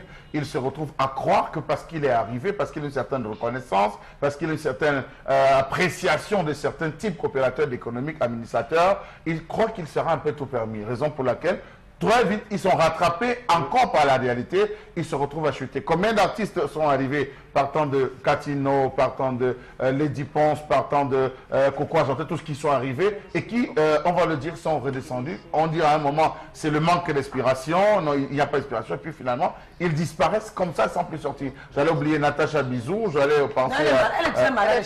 Oui, non, j'en viens. Je donne des noms. Je parle à Wapsor. Je pense, et ils sont nombreux, les artistes qui ont brillé brillé pendant un temps avec un album, je pense à Guy Watson, qui ont brillé avec un album. Le Au lieu de Pingis accident. aussi, celui qui a fait Pingis, ils ont brillé avec un album. Au lieu de rentrer travailler, se mettre à l'école, ils ont cru qu'ils avaient atteint la gloire. Ils avaient atteint le Stipak Samo. Stipak Samo aussi, voilà. Il y a un artiste qui avait tel son nom, Sam. Puisque Le tu gars l'a sais- fait un jour, mon patron a fait, j'ai payé parce qu'il venait supplier que joue-moi, joue-moi. Aujourd'hui, il a eu le succès, même me reconnaît, il me voit où il passe. Tu vois qu'il me voit, il me salue, père. Il passe pour aller C'est m'envoyer. qui l'artiste? Pour aller m'envoyer Donne ton nom, l'invitation sur ton nom, Facebook. Pour aller envoyer l'invitation sur Facebook, nom. je vais bloquer. C'est Je ne qui? peux pas donner son nom. C'est lui qui a encore le nom, non, c'est lui qui a le poids. Très bien, on prend quelques messages à votre suite. Meggy? Voilà, les messages, il y en a beaucoup. Donc, le premier, ce problème de sous-sol est majeur en Afrique. Pour moi, les gouvernants font ça pour mettre aussi longtemps au pouvoir. Donc, le prochain président a trop de travail. C'est signé Bertrand Toko. Non, ce n'est pas tout à fait exact, vous pouvez permettre. C'est que nos pays n'ont pas eu leur souveraineté en réalité. Vous ne pouvez pas me dire que le Niger, qui donne 60% de l'énergie produite en France, n'arrive à être parmi les pays les plus, comment je veux dire, les moins avancés au monde. Et qu'est-ce qui s'est passé au Niger? Coup d'État tous les 3 mois. On vous dit, c'est Nikounti a enlevé tel a enlevé tel. Précisément parce que vous voulez que Areva revoie à la hausse un certain nombre de choses. C'est la même chose en Centrafrique. Il y avait coup d'État en Centrafrique tous les jours. D'abord, aujourd'hui, pratiquement n'existe pas d'État. Donc, effectivement, il a raison de nous dire, par exemple, qu'il faut faire attention. Le président qui reviendra là, viendra d'ici. Mais il faudrait effectivement, comment les autres ont fait, la Corée, par exemple, vous associer le peuple dans ces projets-là. Ce que vous avez dit tout à l'heure, il faut que ça soit de manière claire. Très bien. La suite des messages. Oui. Voilà, le père de mon enfant m'a abandonné depuis la grossesse jusqu'à l'accouchement. L'enfant est tombé malade à la naissance. Je l'ai appelé, il est venu, mais il n'a rien fait. Il a dit que c'est pas son enfant. Le bébé a 3 semaines à l'hôpital général a fait 3 semaines à l'hôpital général de Douala. J'ai pris la décision de ne plus jamais le contacter. Non, mais oui, bon, voilà une autre situation. Et elle poursuit en disant j'aimerais savoir si l'homme qui abandonne son enfant aura des droits sur lui au cas où il réapparaîtrait après beaucoup d'années. Cela est mon cas. Tout à fait, parce que c'est de ça qu'on parle ce matin. On parle beaucoup plus de ceux qui réapparaissent après plusieurs années. Il a été reconnu certainement, Sam Sévérin, puisque depuis, lorsque vous allez au niveau de la mairie, le secrétaire d'état civil, pour pouvoir établir l'acte de naissance de l'enfant, on s'arrange à ce que vous reconnaissez l'enfant à ce niveau, raison pour laquelle vous venez avec des témoins, vous devez reconnaître cet enfant comme étant le vôtre. Il n'y a plus PND, comme on mettait avant, au nom du père, PND, on a banni cela, mais il faut un nom du parent, le nom du père qui existe donc forcément, et l'enfant est reconnu. Mais ce que je veux dire, c'est généralement que chez nous, les Bantous, Sam, on associe toujours les deux familles. On associe les deux familles. Lorsqu'il y a une exclusion ou une marginalisation d'une famille, Sam, ça aboutit toujours à cela. Si la famille de la femme, la famille de la femme n'est pas capable de prendre le téléphone et d'appeler pour dire, écoutez, votre fils a un comportement déviant, votre fils a une attitude pareille, voilà l'enfant qui est là, on va faire comment? Parce qu'on n'oublie pas, c'est la fête d'une personne. La famille maternelle de l'enfant ne peut pas se lever si l'enfant a un mois ou un décès vient à décéder, aller enterrer cet enfant sans demander le consentement de la famille parentale. Parce que ça veut dire que j'ai eu un enfant, j'ai été violée pour porter la grossesse. Oui. Bon, voilà, réagissons à la chronique de Charles Hamel. Je réside à l'Est et je sais comment fonctionne l'exploitation minière dans la région de l'Est. Tous les Chinois qui sont dans des mines exploitent sous le couvert des hauts responsables de notre pays, les ministres, les généraux, les membres des familles, des personnalités dirigeantes du pays. Je crois qu'on a pu le dire même hier, effectivement. Voilà. Ce sont ces personnalités-là. Oui. Voilà, dès qu'une autorité de la place est saisie, procureur, huissier, commissaire pour un conflit sur un site, la réaction ne se fait pas attendre et vient de ces hautes personnalités. Très bien. Merci beaucoup pour ce message qui nous arrive de la région de l'Est. Et sur ce pas, on va aller prendre tout de suite la revue des réseaux sociaux, donc dans ce programme. Voilà, bonjour encore une fois de plus à tous les téléspectateurs. Donc, pour notre petite balade à travers les réseaux sociaux, on a pu dénicher donc déjà cette première actualité de ces jeunes qui décident pour Cabral Libye de se mobiliser demain, samedi 27 mai 2017, dans le but de s'inscrire massivement sur les listes électorales. Il faut noter ici que Elekam Vouri sera présent. Donc, selon ces jeunes, leur leader aurait prévu donc au soir du 31 août 2017 près de 11 millions d'inscrits. Voilà. Voilà, donc mobilisation. Donc ils disent, ils le font dans la perspective du soutien qu'ils doivent accorder à leurs champions qu'ils ont déjà choisis. Libye, voilà. Oui, absolument, c'est ça, il faut faire rêver les jeunes, il faut créer des perspectives. Lorsque les jeunes, on a l'habitude de dénoncer l'âge assez avancé de nos dirigeants, et ça plombe effectivement le rêve des jeunes.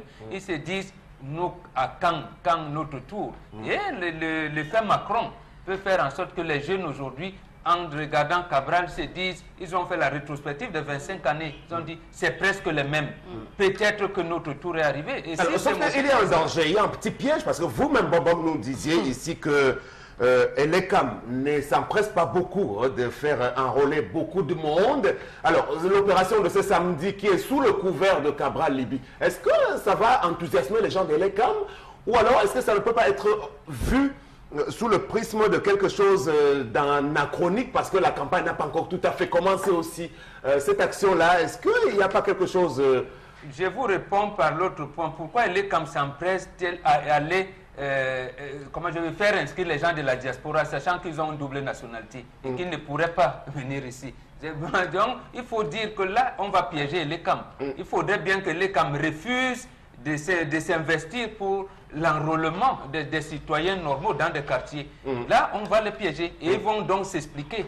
Ils vont expliquer aux populations pourquoi on refuse d'inscrire les gens sur les listes électorales. Alors, hier, Charles Lamel, dans un reportage de Marcelin Gansop sur Equinox Télévision, on a bien pu observer, même à Yaoundé, que les Camerounais, donc dans leur ensemble, ne souhaitent pas beaucoup s'impliquer à la chose politique pour les raisons qui sont connues, évoquées et rappelées donc par le sociopolitiste Claude Abbé.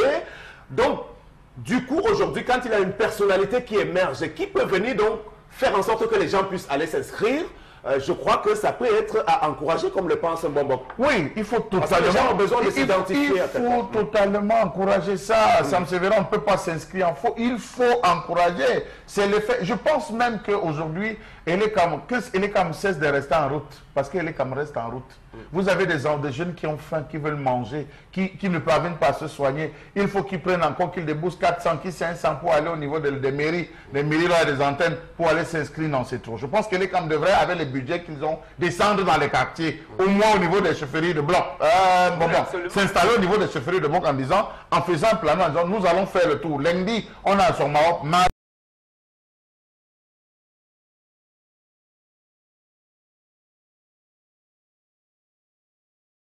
Raphaël, je suis sûr que beaucoup de gens qui ne pourraient pas se déplacer pour aller à la mairie de Douala la 5e vont sortir et demander il faut quoi la carte d'identité, j'ai la carte d'identité, qu'est-ce que je dois encore faire? Ils vont rapidement faire ce procédure. Et surtout, c'est un milieu universitaire où peut-être n'ont pas le temps, les TD, tout ça, les douaniers de la maison. Et je trouve mal placé aussi du fait qu'Elekam soit en train de faire les demandes, de se démembrer pour aller au niveau de l'Europe, de la diaspora, pour inscrire les gens. Alors que sur le plan, nous n'avons même pas encore atteint le quota. Et court rapidement pour aller, c'est bien des gens qui veulent aller en ville. Il y a moins de 2000 pas postuler, parce que la loi leur interdit de postuler. Donc ils vont donc voter. Alors, avant tendance, Megui, est-ce que l'effet Cabral Libye, pour vous, est quelque chose de porteur aujourd'hui d'espoir? Comment est-ce que vous le percevez à votre niveau? C'est quelque chose de porteur. Il n'y a qu'à voir l'engouement au sein de la population essentiellement jeune. Essentiellement jeune qui se voit à travers, en fait, qui voit qui se projette à travers Libye, à travers Cabral Libye, qui sent un espoir renaître, parce que il faut le dire, moi, à la lecture de plusieurs réactions des internautes, il se dégage que effectivement les gens étaient découragés par la façon de procéder de certains opposants. qu'ils estiment assez inertes, qui pour eux essentiellement incitent les jeunes à aller dans la rue, protester. Justement, ils estiment que Cabral Libby, qui vient pratiquement de nulle part, quand on veut parler des acteurs de la scène politique qui viennent pratiquement de nulle part, mais qu'on connaît néanmoins par rapport à ses prises de position sur des plateaux télé, on sait en quelque sorte ce qu'ils pensent. Ils estiment que c'est peut-être le leader qu'il faut. Et dans ce sens-là, son projet de société, il a déjà dit, va être rendu public prochainement. Et surtout que beaucoup ont dit que par rapport aux autres opposants qui attendent, parce que jusque-là, il faut être honnête, qu'on n'a pas senti bon nombre d'opposants quand même, qui peut-être réapparaîtront d'ici 5 mois, 6 mois à l'approche des échéances présidentielles. Alors, Tendance, tu seras à l'essai demain pour l'inscription. Oui. Je vais faire un saut là-bas avec mes copines, on ne va même pas aller voir comment ça se passe, quoi. En tant que citoyen camerounaise, moi aussi je vous encourage. Pourquoi pas? Je dois m'inscrire sur la liste électorale. Et ça va me permettre que je vais même voyager. Je dis que je ne suis pas camerounais, je vous montre ma carte. Il faut dire que l'objectif défini effectivement autour de Cabral Libby aujourd'hui, c'est de bousculer les choses davantage pour que les gens aillent s'inscrire, donc pour booster la citoyenneté. Hein. Même s'il ne réussit pas à challenger le locataire des tout-dits, mais il aura déjà réussi quand même à faire en sorte que les Camerounais puissent se réveiller à nouveau et le goût de faire de la politique. C'est ce qu'il se donne comme objectif essentiel à ce jour. Il rendra donc public très prochainement son programme de société et pourra se mettre en place dans la même foulée le mouvement dit Debout le Cameroun, une initiative d'un groupe qui pourrait s'appeler les Amis de Cabral Libby. On en reparlera prochainement. La suite. Et donc, c'est cet autre élément, hein. On a vu pendant le défilé du 20 mai, justement, des internautes s'interroger sur le monsieur qui se trouve constamment derrière le président de la République et qui tient une mallette. Hein. Et donc, beaucoup se sont demandé ce que c'est que cette mallette-là. Est-ce qu'elle contient de l'argent? Mais après moult investigations, on a constaté que en fait, c'est un dépliant par balle. Voilà, c'est un dépliant par balle donc, pour assurer la protection du président de la République. Et donc, il y en a qui ont estimé que si le président de la République a besoin de tels dispositifs de sécurité, parce que depuis son arrivée sur la place du défilé, on voit comment c'est quadrillé, il y a des motards, plein de motards autour de lui. Et puis, ce dispositif-là aussi, est-ce que ça pourrait dire qu'il se sent en danger? Tellement menacé. Alors, Charles Lamel, on va se résumer. Il y a la garde présidentielle, il y a la direction de la sécurité présidentielle, il y a l'état-major particulier. Vous avez la garde rapprochée, vous avez les gorilles, les motards, et maintenant vous avez cette mallette qui est un dépliant de sécurité. Donc, forcément, on a affaire à un président hyper protégé. Et vous avez un autre côté que vous ne connaissez pas, parce que les Nomgui. Et le Nomgui ne marche pas seul. Il y a d'autres entités qui accompagnent le Nomgui, tout comme les Mbombok aussi. Hein. Alors, non, Sam, tu sais que le président, il sait que parmi vous, il y a les Camerounais qui le détestent trop. Donc, on ne sait jamais. Mais un président, ça doit être aimé. Hein. Non, lui ne sait le jour ni l'heure. Quand il voyage un peu, vous dites seulement que c'est un président suisse. Donc il a peur, il ne sait pas, vous pouvez le prendre même par la lâcheté. C'est mieux de vivre comme ça. Parce qu'il peut ce qui est bien, vous ne voyez pas. Il peut ce qui n'est pas bien, vous ne voyez pas. Donc, c'est mieux de se protéger comme ça. Parce que lui, on ne connaît pas. L'homme camerounais, non. Impossible n'est pas camerounais. Papa, fait tout comme ça. Parce qu'ils connaissent. Ils vont me te dire les cailloux. Je les connais. Il faut mettre même les gorilles là-bas, les Ndjoujouk là-bas. Les Ndjoujouk là-bas, c'est les gars du biais qui ne rient pas là. Les gars qui sont noirs, qu'on ne voit même pas leurs dents. Tu dois marcher avec les gens. Sans compter que la plupart de ces véhicules sont des blindés aussi. Hein. Oui, c'est ça. ça. Vous faites bien de nous interpeller ou de poser la question sur l'extrême sécurité. Déjà, on se rappelle que c'est Jeune Afrique, le journal Jeune Afrique, qui avait classé le président Paul Biya comme étant l'un des présidents en Afrique les plus gardés. L'un des présidents les plus gardés. Donc, en Afrique, je pense, l'un des plus gardés. Pour dire quoi? Pour dire, Sam Sévérin, qu'on se retrouve dans cette situation lorsque qu'on craint quelque chose.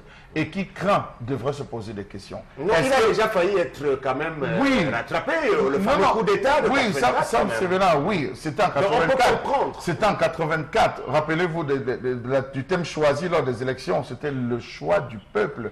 Vous ne pouvez pas être le choix du peuple et vous retrouver à créer une sorte de barrière entre vous et ce peuple. Je pense qu'à un moment donné, il faut briser les barrières, il faut les casser. Moi, je me rappelle à l'époque, voir ce chef de l'État assis derrière le tracteur, en train de se balader dans son champ. Je me rappelle plusieurs fois, j'ai eu à l'apercevoir, il pédalait le vélo. Il était ouvert. Je pense que c'est ce chef de l'État, on l'a vu même à des moments faire le footing. Je vous ai dit que je l'ai croisé plusieurs fois à Acropole, à la boulangerie Acropole, à Yaoundé, il venait acheter le pain. On s'est vu plusieurs fois, il venait acheter le pain. J'ai dit le pain à la boulangerie Acropole jusqu'à récupérer l'argent. À l'époque, il avait une Mercedes. Je vous le dis, oui, le président de la République. Le président, il est rentré, venait faire des achats. Ça, je vous le dis pour ça.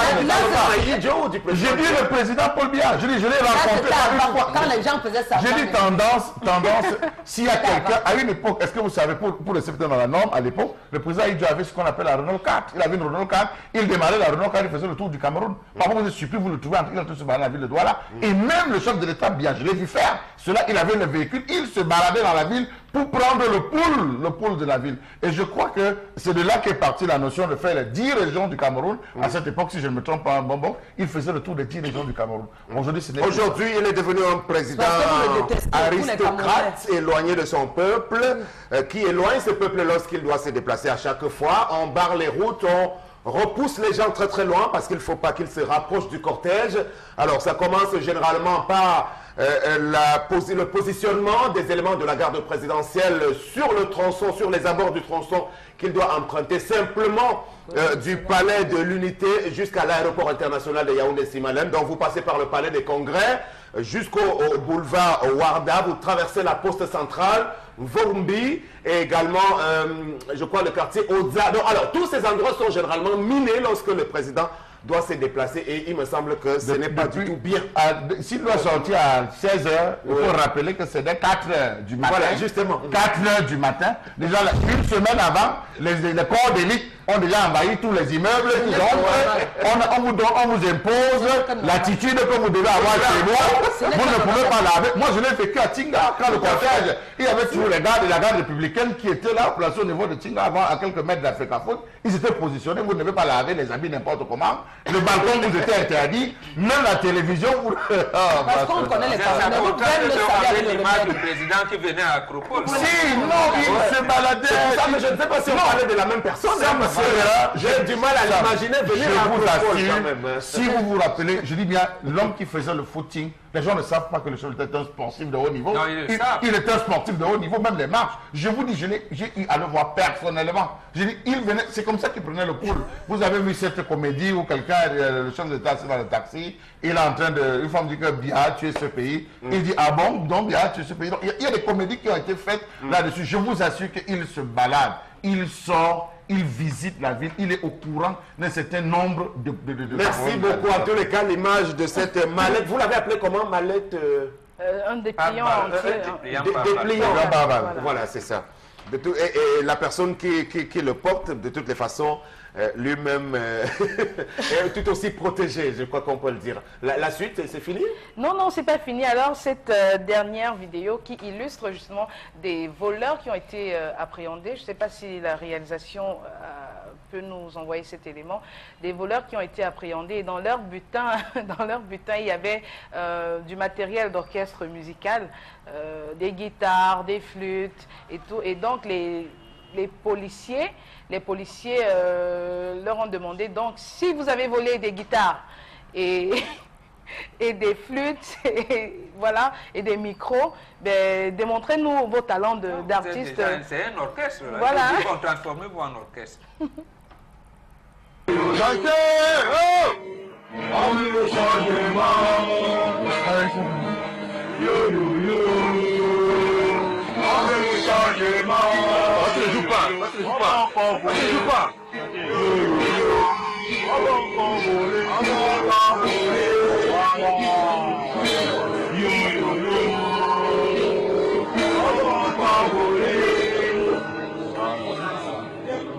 Très bien. Tapez les mains.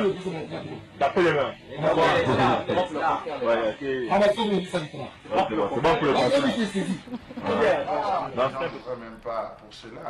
Il ne devait pas le faire parce qu'il y a les droits de l'homme qui sont regardants au niveau de la tenue déjà qu'il porte. Il y a les droits de l'homme. Ce n'est pas que je suis en train de bénir ou d'applaudir l'acte qui a été posé. Les droits de l'homme sont regardants. Et puis ce n'est pas de leur ressort que de faire cela. Je pense qu'il y a tout un département qui travaille sur cela. Mais au-delà aussi quand même, c'est un peu plaisant que de voir des gens voler une guitare et ne pas savoir s'en servir, ou avoir un micro, ne pas être capable de pouvoir ne serait-ce que chanter ou encore une flûte.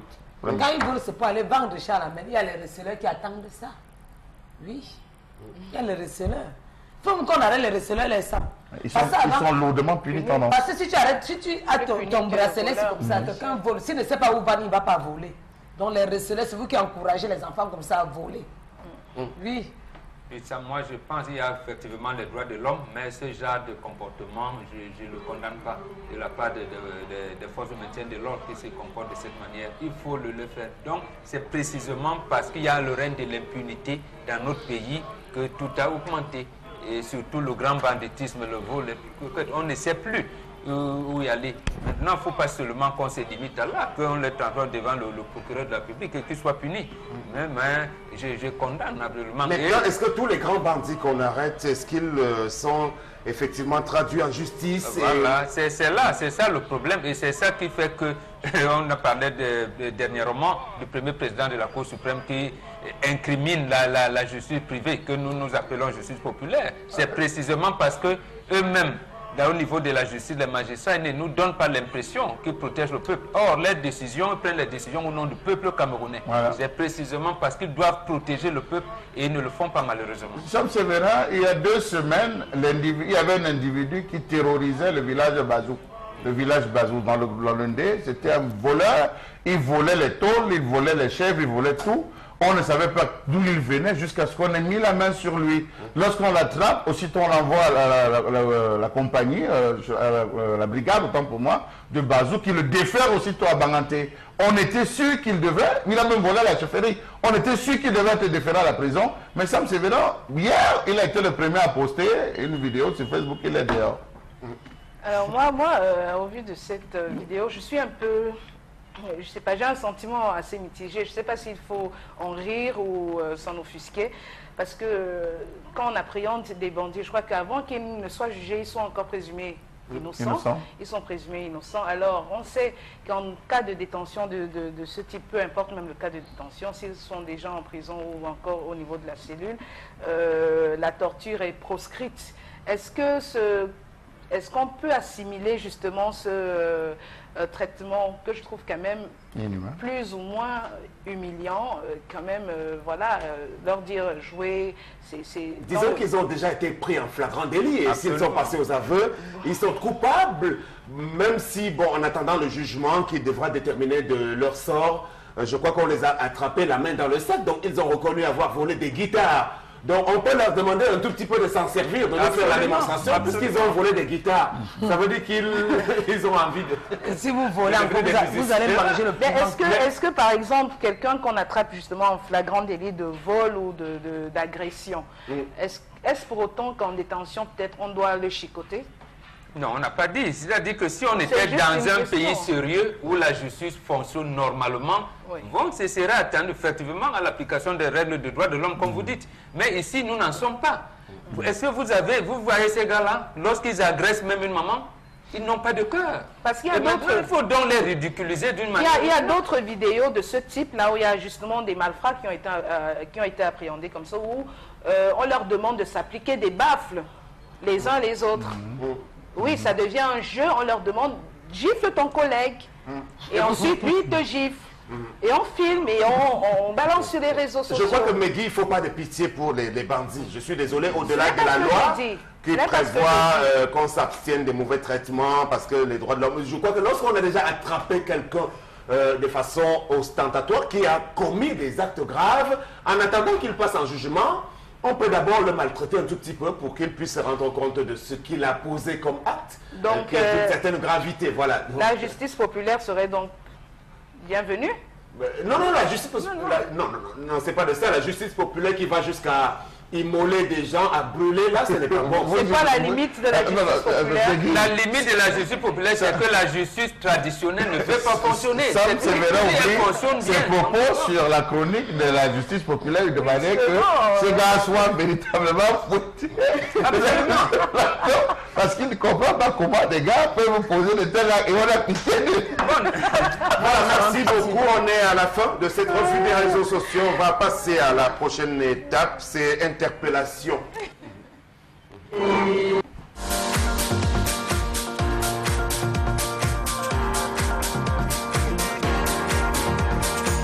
Je pense déjà pour que le pays ait un développement, il faut déjà trouver l'emploi aux jeunes et créer des structures, les plantations et faire à ce que les jeunes se lancent dans ces activités-là. Et essayer de revoir l'exode rural. Je pense subventionner les jeunes qui ont des projets, parce qu'il y a beaucoup qui sortent des universités, qui ont des projets très porteurs, mais n'ont pas des moyens pour les réaliser. Donc pour moi déjà c'est une façon de faire à ce que le développement de nous émergeons. C'est une façon pour moi de trouver, on peut trouver l'émergence de cette façon-là.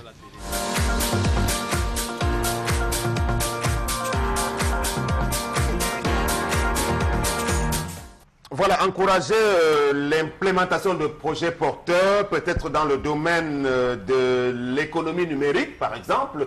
C'est une piste à explorer aujourd'hui au Cameroun pour la jeunesse qui est désœuvrée. Et peut-être dans ce sens-là, on va aller se situer dans la mouvance de ce qui s'est fait depuis quelque temps au Cameroun. À la suite de Investir au Cameroun, terre d'attractivité, il y a eu le sommet sur l'économie numérique à Yaoundé. Et depuis hier, on parle de notre rassemblement regroupant des délégations venues d'une centaine de pays. Initiative du sieur Babi Sakana qui parle donc de management des projets. Et puis le JICAM aussi qui abrite depuis quelque temps le même type d'opération. Jusqu'à ce samedi, on parle d'un rassemblement qui parlera de charisme et de motivation pour aller encourager les gens, la jeunesse beaucoup plus, à se porter vers ces projets-là, malgré que l'État semble avoir un tout petit peu démissionné.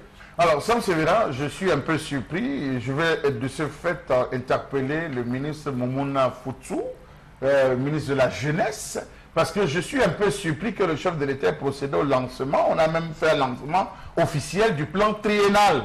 En quoi consiste le plan triennal? Est-ce que dans le volet financement de l'État du Cameroun, il n'y avait pas le volet communication, sensibilisation, promotion?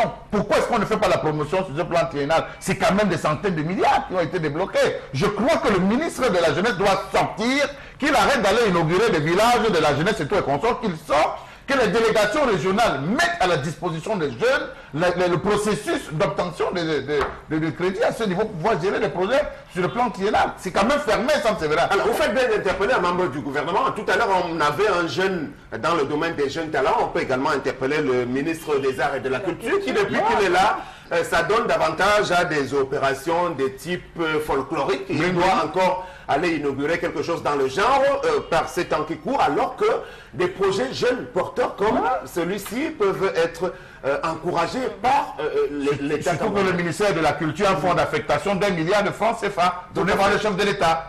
On puisse dans cet argent pour ce type de projet. Voilà, par l'Assemblée. Non, le problème vient dans la nomenclature même du gouvernement. Je pense que le président de la République s'est un peu mêlé les chevaux là-dedans. Vous ne pouvez pas avoir un ministère de la Jeunesse et de l'éducation civique, parce que c'est ça que parle, qui ne s'occupe pas de l'emploi. Mais ils ont un ministère de l'emploi, des petites et moyennes entreprises et de l'artisanat. Emploi et formation professionnelle. Et puis il y a le ministère des petites et moyennes entreprises et de l'artisanat. Donc quand vous voyez donc ces ministères-là, et après on vous parle de ce ministère de l'enseignement supérieur qui ne s'occupe pas de l'emploi, et lorsque le jeune sort, on vous dit adéquation, formation, emploi, alors que le contenu des enseignements ne vous amène pas à l'emploi ou à être... C'est là où il y a chevauchement dans l'organisation même du gouvernement aujourd'hui. Alors à quoi cela a-t-il servi de mettre en place toute une batterie de départements ministériels qui étaient là normalement pour régler tous les problèmes que nous avons? Il y a trop de ministères. Oui, je vous réponds avant tendance, si vous permettez. Achide Achoua dit politique Nandiangi. Ça veut dire que vous avez donné 75% à la présidentielle là-bas. Il faudrait donner un de vos fils pour qu'on le nomme ministre, même si le contenu est oiseux. Donc voilà à quoi ça se... Conséquence, on a donc des ministères bidons qui ne servent à rien. Prenons le ministère de l'artisanat des PME avec le professeur Laurent Serge Toundingwa, qui a été reconduit à cette fonction, parce que ça fait 2 fois qu'il est, je crois qu'il est l'un des ministres qui ont le plus... Et ce qui est même plus intéressant, ce qui est intéressant, c'est que ils ont ce qu'ils appellent le Cameroun Business Forum. Et le conseiller technique, c'est un professeur Tounamama. Il est conseiller à la primature. Et vous savez ce qu'il fait? Il critique la sortie d'un livre dernièrement, l'année dernière, où il critique le Cameroun Business Forum. C'est-à-dire, il reste avec sa stature de scientifique, qui dit que ce que le gouvernement vous propose là ne marche pas. Mais il a quand même, le Cameroun Business Forum était à sa 7e édition. On assure quand même, on continue, et on est en train de préparer la 8e édition. Voilà dans quel... Le ministère des petites et moyennes entreprises et de l'artisanat a réussi généralement à organiser un salon de l'artisanat, je crois, une fois par an. Bon, maintenant, si c'est la seule activité qu'on peut retrouver dans un département comme celui-là, est-ce que les artisans au Cameroun sont pris en compte? Est-ce que les PME même, parce qu'on a parlé de la banque des PME, on ne la voit pas, puisqu'elle est mise en place, mais on ne voit pas ce que ça donne. La banque des PME aujourd'hui, Mbonbok Benga. Oui, effectivement. Et ils ont créé une bourse de sous-traitants, c'est-à-dire les PME se sont regroupées en une sorte de bourse et on ne leur donne pas la possibilité précisément d'avoir des marchés. Et à côté de ça, il y a ce qu'on appelle l'agence de promotion des investissements que dirige Mme Mindia. Donc plein de structures, mais sont là de non budgétivores, et tout de suite. Le ministère, d'abord, le ministère, ça dépasse un studio de télé. Le ministère, les départements même qu'ils occupent, c'est pas grave. Non, j'estime, comme Mbonbok disait, que c'est une forme de récompense, des récompenses par rapport aux voix. Il faut évidemment qu'on sorte de là et qu'on réussisse à donner. Vous avez des ministres qui ne consomment même pas la culture camerounaise, à qui on donne la responsabilité d'un département. Celui à qui on a confié l'artisanat, je vous assure, est-ce qu'il a fait un tour à Fouman? Est-ce qu'il a fait un tour seulement ici au marché des fleurs de Bolandior pour voir dans quelle situation les gars créent? Ah non, vraiment. Voilà donc l'agence d'investissement, effectivement, vous l'avez dit, Mbonbok aussi, de Mme Mindia, l'épouse de l'ancien préfet Laurent Mindia. Aujourd'hui, cette agence n'est que l'ombre d'elle-même parce qu'on voit très bien. Il y a même des informations qui ont fait état de ce que Mme Mindia devrait pouvoir répondre des actes qu'elle a posés en tant que directrice générale de cette agence-là. On reviendra dessus parce qu'il y a toute une batterie de choses dans ce pays comme cela qui ne servent pas à grand-chose, mais qui sont là, engloutissent de gros budgets. Voilà, nous sommes le vendredi et on va parler un peu de détente et de show business avec notre partenaire, c'est la Sanza Night Club. La vitesse, votre discothèque VIP ouvert tous les soirs avec ses concepts innovants qui vous animent durant toute la semaine. De lundi à samedi dès 22h et le dimanche à partir de 18h. Ces années Club d'Étoile, c'est aussi son lunch bar restaurant ouvert tous les soirs dès 17h avec la meilleure cuisine d'Étoile et un billard à votre disposition. Ces années Club d'Étoile, 6 à quoi derrière le glacier moderne, Infoline 693 52 52 94 650 22 22 22. Voilà la Sanza Night Club pour ce vendredi. Qu'est-ce qui est au programme? La question, je vous la pose, monsieur Bertrand Lee Kadji. Bonjour. Bonjour Sam, à tout le panel, bonjour. Voilà, le programme de ce début de week-end a pris son envol depuis hier jeudi. Il faut le signifier ici. Hier jeudi étant férié sur tout l'étendue du territoire national. On a connu un mercredi véritablement effervescent et trop ambiant de tel à pouvoir se croire en plein week-end qu'est samedi. Mais heureusement, c'était un mercredi et qu'un mercredi tout simplement.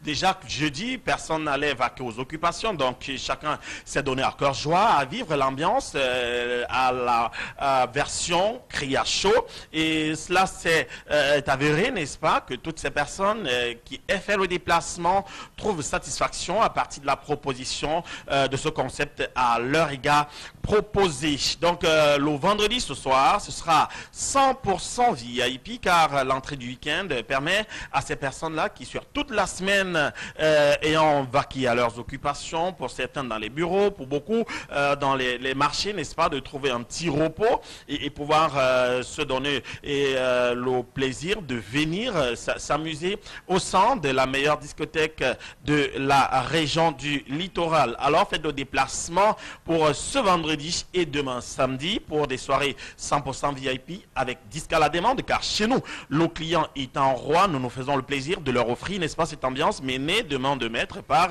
les DJ Performance. Le dimanche, mesdames et messieurs, c'est plus à présenter car la discothèque du papa pour les titres souvenirs, le rappel des mémoires, leur offre les succès du passé et ils s'amusent véritablement, femmes comme hommes, ayant fait le déplacement, car les dimanches nous offrons à partir de 17h au même titre que notre lunch qui de lundi à dimanche ouvre à partir de 17h puisque c'est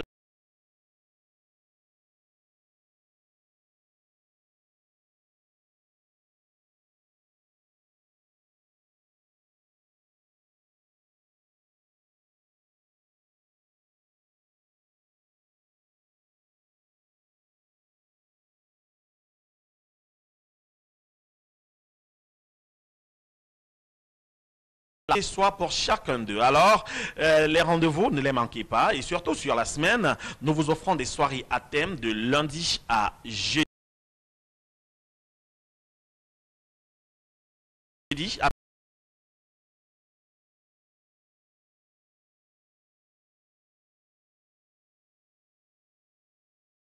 Le déroulé du programme de la Sanza sur la semaine.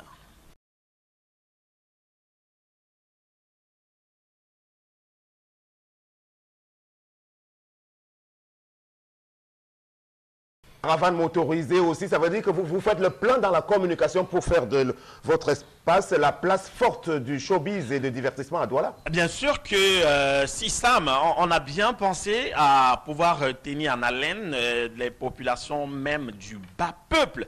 Cela dit, nous allons de plus près pour une communication de proximité, pour pas que chacun s'asseye et trouve une surprise d'une seule oreille. Alors, nous rapprochons vers cette clientèle-là qui en a besoin véritablement pour venir en plein centre-ville, autant pour moi, trouver le moyen de s'amuser, car nous nous permettons à tout un chacun de venir découvrir et toucher du doigt la réalité, n'est-ce pas, de cette innovation dont on leur propose une autre vision, une autre manière de faire la discothèque et partie, n'est-ce pas, de cette idée du bon vieux temps où il fallait absolument venir cravater, venir au volant d'une voiture. Non, vous faites vos petits commerces et vous trouvez un moyen de venir vous amuser chez nous. Nous vous offrons l'opportunité, car nous offrons également à cela des prix défiant toute concurrence. Est-ce que vos représentations de Yaoundé sont aussi en mouvement ce Bien week-end? sûr que la Samza Night Club de Yaoundé, Monté, Elik et Sono, bien sûr,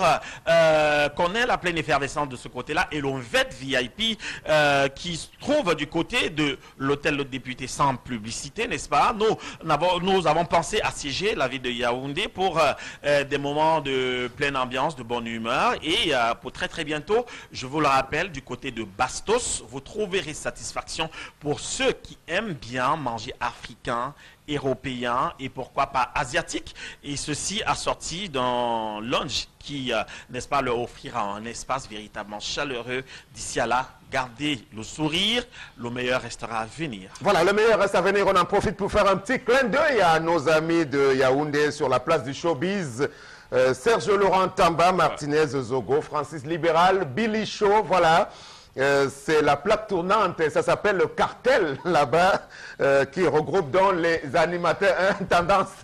Je crois que leurs noms, on les retrouve tout le temps dans les chansons. Confiance, confiance. Tu as oublié Alain Dexter. Dexter, voilà justement, le Dexterminator. Voilà, on en a terminé. Merci beaucoup Bertrand, Lee, et à lundi prochain. Très bon week-end. Oui, merci, c'est moi qui vous remercie. On continue de nous attendre. Surtout l'équipe du 10-12 Zénith. Voilà. Une seule personne s'est déjà fait prononcer. Une seule personne s'est déjà fait prononcer, mais il sera, le plaisir sera le nôtre de recevoir toute l'équipe. Voilà. On adore le tapis rouge et les escortes. Les escortes féminines. Bien sûr. On veut les gros bras. Avec le Douala, c'est la vitesse. Votre discothèque VIP, ouvert tous les soirs, avec ses concepts innovants qui vous animent durant toute la semaine. De lundi à samedi dès 22h et le dimanche à partir de 18h. 16 années Claude Douala, c'est aussi son lunch bar restaurant ouvert tous les soirs dès 17h avec la meilleure cuisine de Douala et un billard à votre disposition. 16 années Claude Douala, 6 à quoi derrière le glacier moderne. Infoline 6 93 52 52 94 6 50 22 22 22.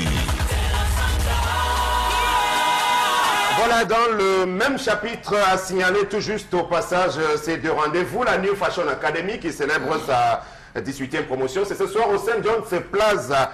Et il y a la grande finale de l'opération dénommée Miss Beach 2017. C'est au Seme Beach ce week-end à Limbe pour les privilégiés et les quelques chanceux qui auront le bonheur de faire partie des convives. C'est à ne pas manquer et à suivre également. À suivre aussi si vous en avez la possibilité. Vous prenez le billet d'avion et vous allez à Cannes pour la clôture de la 70e édition Tendance. C'est 6 heures de vol à partir de Douala. Je peux voyager tout à l'heure. Voilà, donc moi, ça ne me dérange pas. Je prends mon vol, je pars et je reviens. Voilà. Oui. Le palmarès de cette édition sera donc rendu public avec la Palme d'Or qui sera décernée. Voilà, on est à la fin de ce programme, mais 2 ou 3 messages encore avec vous, Megui. Bien sûr, en date de Baminda qui nous dit un père reste un père, mais en cas de négligence par le père, il y a une peine à payer pour récupérer son enfant. Absolument. Même s'il paye, il ne voit pas l'enfant. Vous aimez entendre, tu me laisses un enfant de 6 mois. Ça veut dire que tu veux ma mort. Et si l'enfant veut voir son père alors? Si l'enfant veut voir son père, ça. Non, il va traverser sur mon cadavre. Tu vas aller voir ton père en cachette. Mais si je connais, tu vas me voir, je vais me mettre nickel devant toi. Ou tu marches comme je te dis, ou tu passes sur ton père. Tu vas choisir. C'est comme ça. 18 ans, c'est beaucoup d'années, Charles. Mais tu sais que mon enfant mangeait quoi dans le temps? Quand il était malade, il mangeait quoi? La scolarité. Les fournitures scolaires qui couchaient au Cameroun, qui dépensaient, c'est pas moi. Non. Bon, à cet effet, il faut aussi rappeler quand même qu'il y a des mamans aussi qui abandonnent leurs enfants. Voilà, il n'y a pas que, ça ne concerne pas que les hommes, mais à cet effet, donc on a ce message qui nous dit, j'ai fait un enfant et la fille m'a remis l'enfant à 8 mois. À ce jour, l'enfant a 6 ans, sans plus avoir jamais revu sa maman. Donc cette fille n'a même plus jamais envoyé un caleçon à l'enfant. Ça dépend. Mais là, donc, c'est la famille du garçon qui s'en est occupée alors. Le garçon, oui, et sa famille, voilà. Ça dépend. Quand maintenant, ça dépend. Maintenant, ça dépend. Il fait ça. Non, oui, c'est ça que je dis, ça dépend maintenant. Mais là, ça concerne la femme, t'en as ça. Ça dépend. Là, ça dépend. Ça dépend. Oui. On a compris. C'est bien. Dernier message, Megui, alors? Non, c'est bon pour aujourd'hui. Voilà. Mais sur cette affaire quand même d'abandon d'enfants, disons-le, c'est la résultante un bon boc plutôt de la déliquescence de la vie du couple aujourd'hui au Cameroun, parce qu'en réalité, pas seulement au Cameroun, dans la plupart des nations de l'Afrique, parce qu'il faut bien le relever, le couple ne prospère plus. Il y a beaucoup de séparations, beaucoup de divorces, beaucoup de promesses non tenues de part et d'autre. Oui, oui, c'est la modernisation. Sam, en France, on vous a dit que le taux de mariage a relativement baissé et qu'une femme peut même faire 3-4 ans sans qu'un garçon lui dise bonjour. Sur le plan lui déclare. Je comprends pourquoi les Parisiens bagarrent pour les hommes. Donc aujourd'hui, effectivement, comme vous avez dit, c'est un cas social et notre tradition voudrait que la vie appartienne en communauté. C'est-à-dire que dès lors qu'on a commencé à refuser de punir l'enfant du voisin, ça a commencé à créer des problèmes. C'est-à-dire, Charles Hamel pouvait rencontrer mes enfants n'importe où, il les punit s'il les trouve dans une situation indélicate. Et l'enfant même avait peur de dire que j'ai rencontré papa Charles Hamel, il m'a fait ceci. Donc, la société disciplinait les enfants. Et même nous qui avions tendance à avoir une parenté irresponsable, on nous redressait. Mais maintenant, j'étais allé à tous les niveaux. Est-ce que c'est pour ça qu'on a affaire aujourd'hui, Charles Hamel Megui, à des enfants indisciplinés, irrespectueux, parce que la résultante d'un manque de responsabilité qui n'ont pas suivi la bonne éducation. Donc vous avez des enfants aujourd'hui qui se comportent n'importe comment, la plupart des cas. Oui, oui, naturellement, le cadre idéal pour l'évolution d'un enfant, c'est auprès de ses deux parents, parce que chaque parent a son apport. Une maman, on sait très bien l'apport affectif qui est le même aussi que le père, mais l'apport affectif de la maman qui, en général, passe plus de temps avec son enfant. Mais maintenant, comment je veux dire, la dégradation des valeurs qu'on observe aujourd'hui au sein de la société infantile, c'est dû au fait que dû au capitalisme où tout le monde doit maintenant sortir. Avant, on avait les mamans qui restaient à la maison. Elles étaient là pour veiller à l'éducation des enfants. Ça ne gênait personne. Aujourd'hui, avec les temps qui sont devenus difficiles, la maman et le papa sont obligés d'aller au dehors chercher de quoi subvenir aux besoins de la famille. Et les enfants sont un peu délaissés à eux-mêmes entre des bras de nounous, de femmes de ménage qui ne peuvent pas leur apporter le suivi que leur apportent leurs parents véritables. Donc on a se laissé aller là avec les réseaux sociaux qui sont arrivés. Les enfants sont devenus un peu incontrôlables. Ils sont devenus incontrôlables. C'est tout vous qui dites, je vais faire l'enfant. Oui, Charles Lamel. Donne-moi l'enfant. Maintenant, quand vous portez la grossesse, tu portes la grossesse, tu deviens une peste devant l'homme. Alors, je pense que le problème est plus en profondeur que ça. Rappelons-nous, dans les années 80, 70, 80, 85, 90, nous, on a grandi avec des gens à la maison qu'on appelait nos grands frères. On ne savait pas que c'était les enfants de la sœur, les enfants du frère, les enfants. Mon père a élevé, on était 14 à la maison que mon père élevait. Donc, moi, je savais que c'était mes grands frères. Et je m'interrogeais comment ma mère fait pour donner autant d'enfants. Jusqu'à ce qu'on atteigne l'âge adulte et on se rend compte que véritablement, Megui, que c'était l'enfant de ton cousin, c'était l'enfant de ton frère, c'était l'enfant de tel, c'était l'enfant de ta tante. Et puis là, tu découvres. Après ça, il y a eu le phénomène de déflater de la fonction publique. Ce phénomène a joué aussi véritablement. Et même la fermeture des entreprises. Ça a véritablement joué. Il y a eu une pression. On ne parvenait plus à gérer la situation. Qu'est-ce qu'il fallait faire? Commencer à libérer. Et puis il y a eu l'avènement. Je vous assure que ce téléfilm qui était diffusé à l'époque par la chaîne nationale, Le Prince de Bel-Air, où on démontrait que l'enfant venu d'ailleurs, c'est lui qui avait les mauvaises habitudes, que c'est les propres enfants de la maison, c'était lui, Will Smith, qui jouait le rôle de l'enfant venu d'ailleurs, qui volait, qui aimait la bringue, qui aimait le... C'était lui qui était le mal vu de la maison. Ça fait en sorte que toutes les familles commencent à se libérer. Aujourd'hui, l'autre phénomène de ces enfants, finalement, parce que c'est le paroxysme de cette décrépitude des valeurs, ces enfants qui portent leurs mains sur les parents. Parce qu'on arrive à de telles proportions. Qu'est-ce qui peut justifier ça, malgré tout? Parfois, c'est le banga que les enfants fument. Oui. Mariez-vous, entendez-vous, donnez l'éducation à vos enfants. Quand tu accouches un enfant, tu abandonnes, l'enfant est dispersé. Il y a aussi les mamans qui ont le trou sur la tête. Il y a, ton père m'avait abandonné. Non, ok, chacun part de son côté. Bon, la mère ne te gère plus. On termine sur ce cas-là, des enfants qui réussissent quand même à frapper leurs parents. Justement, parce que c'est nous qui leur apprenons à les dorloter jusqu'à 18 ans. Un enfant de 9 ans à qui vous dites, s'il te plaît, donne-moi de l'eau, on ne le supplie pas. Et vous allez dire un enfant de 6 ans qui va se mettre à commander la famille. Je ne donne pas de l'eau si tu ne me dis pas s'il te plaît. Ce n'est pas possible. Vous devez l'eau gronder. Il doit savoir qu'il est au service de ses aînés qui puissent ses parents. Demain, on va donc se retrouver à dire que maman doit dire, je ne mange pas. Il y en a même qui font la mine en refusant d'apprendre ses leçons, oubliant que l'éducation lui appartient, il doit être instruit. Ça, c'est vraiment 25 secondes. 25 secondes pour dire, mon père avait l'habitude, ça c'est l'éducation qu'on a reçue, de 0 à 10 ans que l'enfant soit ton esclave, de 10 à 20 ans qu'il soit ton disciple, de 20 à 30 ans qu'il soit un ami pour toi et de 30 à plus soit un conseiller pour lui. Et ça, aussi, je suis gâté comme ça à cause de mon père et ma mère. Quand ma mère m'énervait, elle ne mangeait pas. Tu comprends? Elle me suppliait que belle-mère, belle-mère, prends, alors tu manges. Si avant elle me montrait que la vie n'est pas facile, je ne suis pas gâté. Aujourd'hui, les enfants choisissent ce qu'ils veulent manger. Alors moi, je me rappelle que quand chez nous, on faisait le couscous de maïs, on dit non, on ne veut pas manger. Mon père dit, avant de te lever de table, tu vas finir ton plat. On ne choisit pas la nourriture. Moi, je disais que ne mangez pas, on a terminé. Voici la fin de ce programme. On parle de l'Académie nationale de football, finalement, qui se révèle comme une belle coquille vide. Une académie, c'est quoi, entendons-nous, dans ce domaine-là? Parce qu'on parle de sport et études en même temps. Donc, il faut des bâtiments administratifs, un bloc également qui doit regrouper ces enfants qui vont à l'école. Et tout cela doit être regroupé dans la même enceinte. Alors, où est donc l'Académie nationale de football dont on parle? On a vite fait de nommer les dirigeants, encore qu'on n'a pas tout le personnel, parce qu'il va falloir recruter beaucoup de monde qui doivent ressortir dans ce domaine-là. Aujourd'hui, l'Académie nationale du football, dont on connaît seulement le PCA, le directeur général, a encore beaucoup à se faire. Il va falloir s'en inspirer. S'inspirer de ce qui se fait ailleurs. Et là, il y a de beaux exemples à travers le monde. Le cas du Cameroun, c'est une vraie nébuleuse aujourd'hui. On semble avoir mis la charrue avant les bœufs sans se soucier véritablement du contenu qui doit être mis dans cette affaire-là. On y reviendra. Très bon week-end à tous. C'était le Zénith, la dernière de cette semaine. On se retrouve par la grâce de Dieu la semaine prochaine. Excellente suite des programmes sur Equinox Télévision.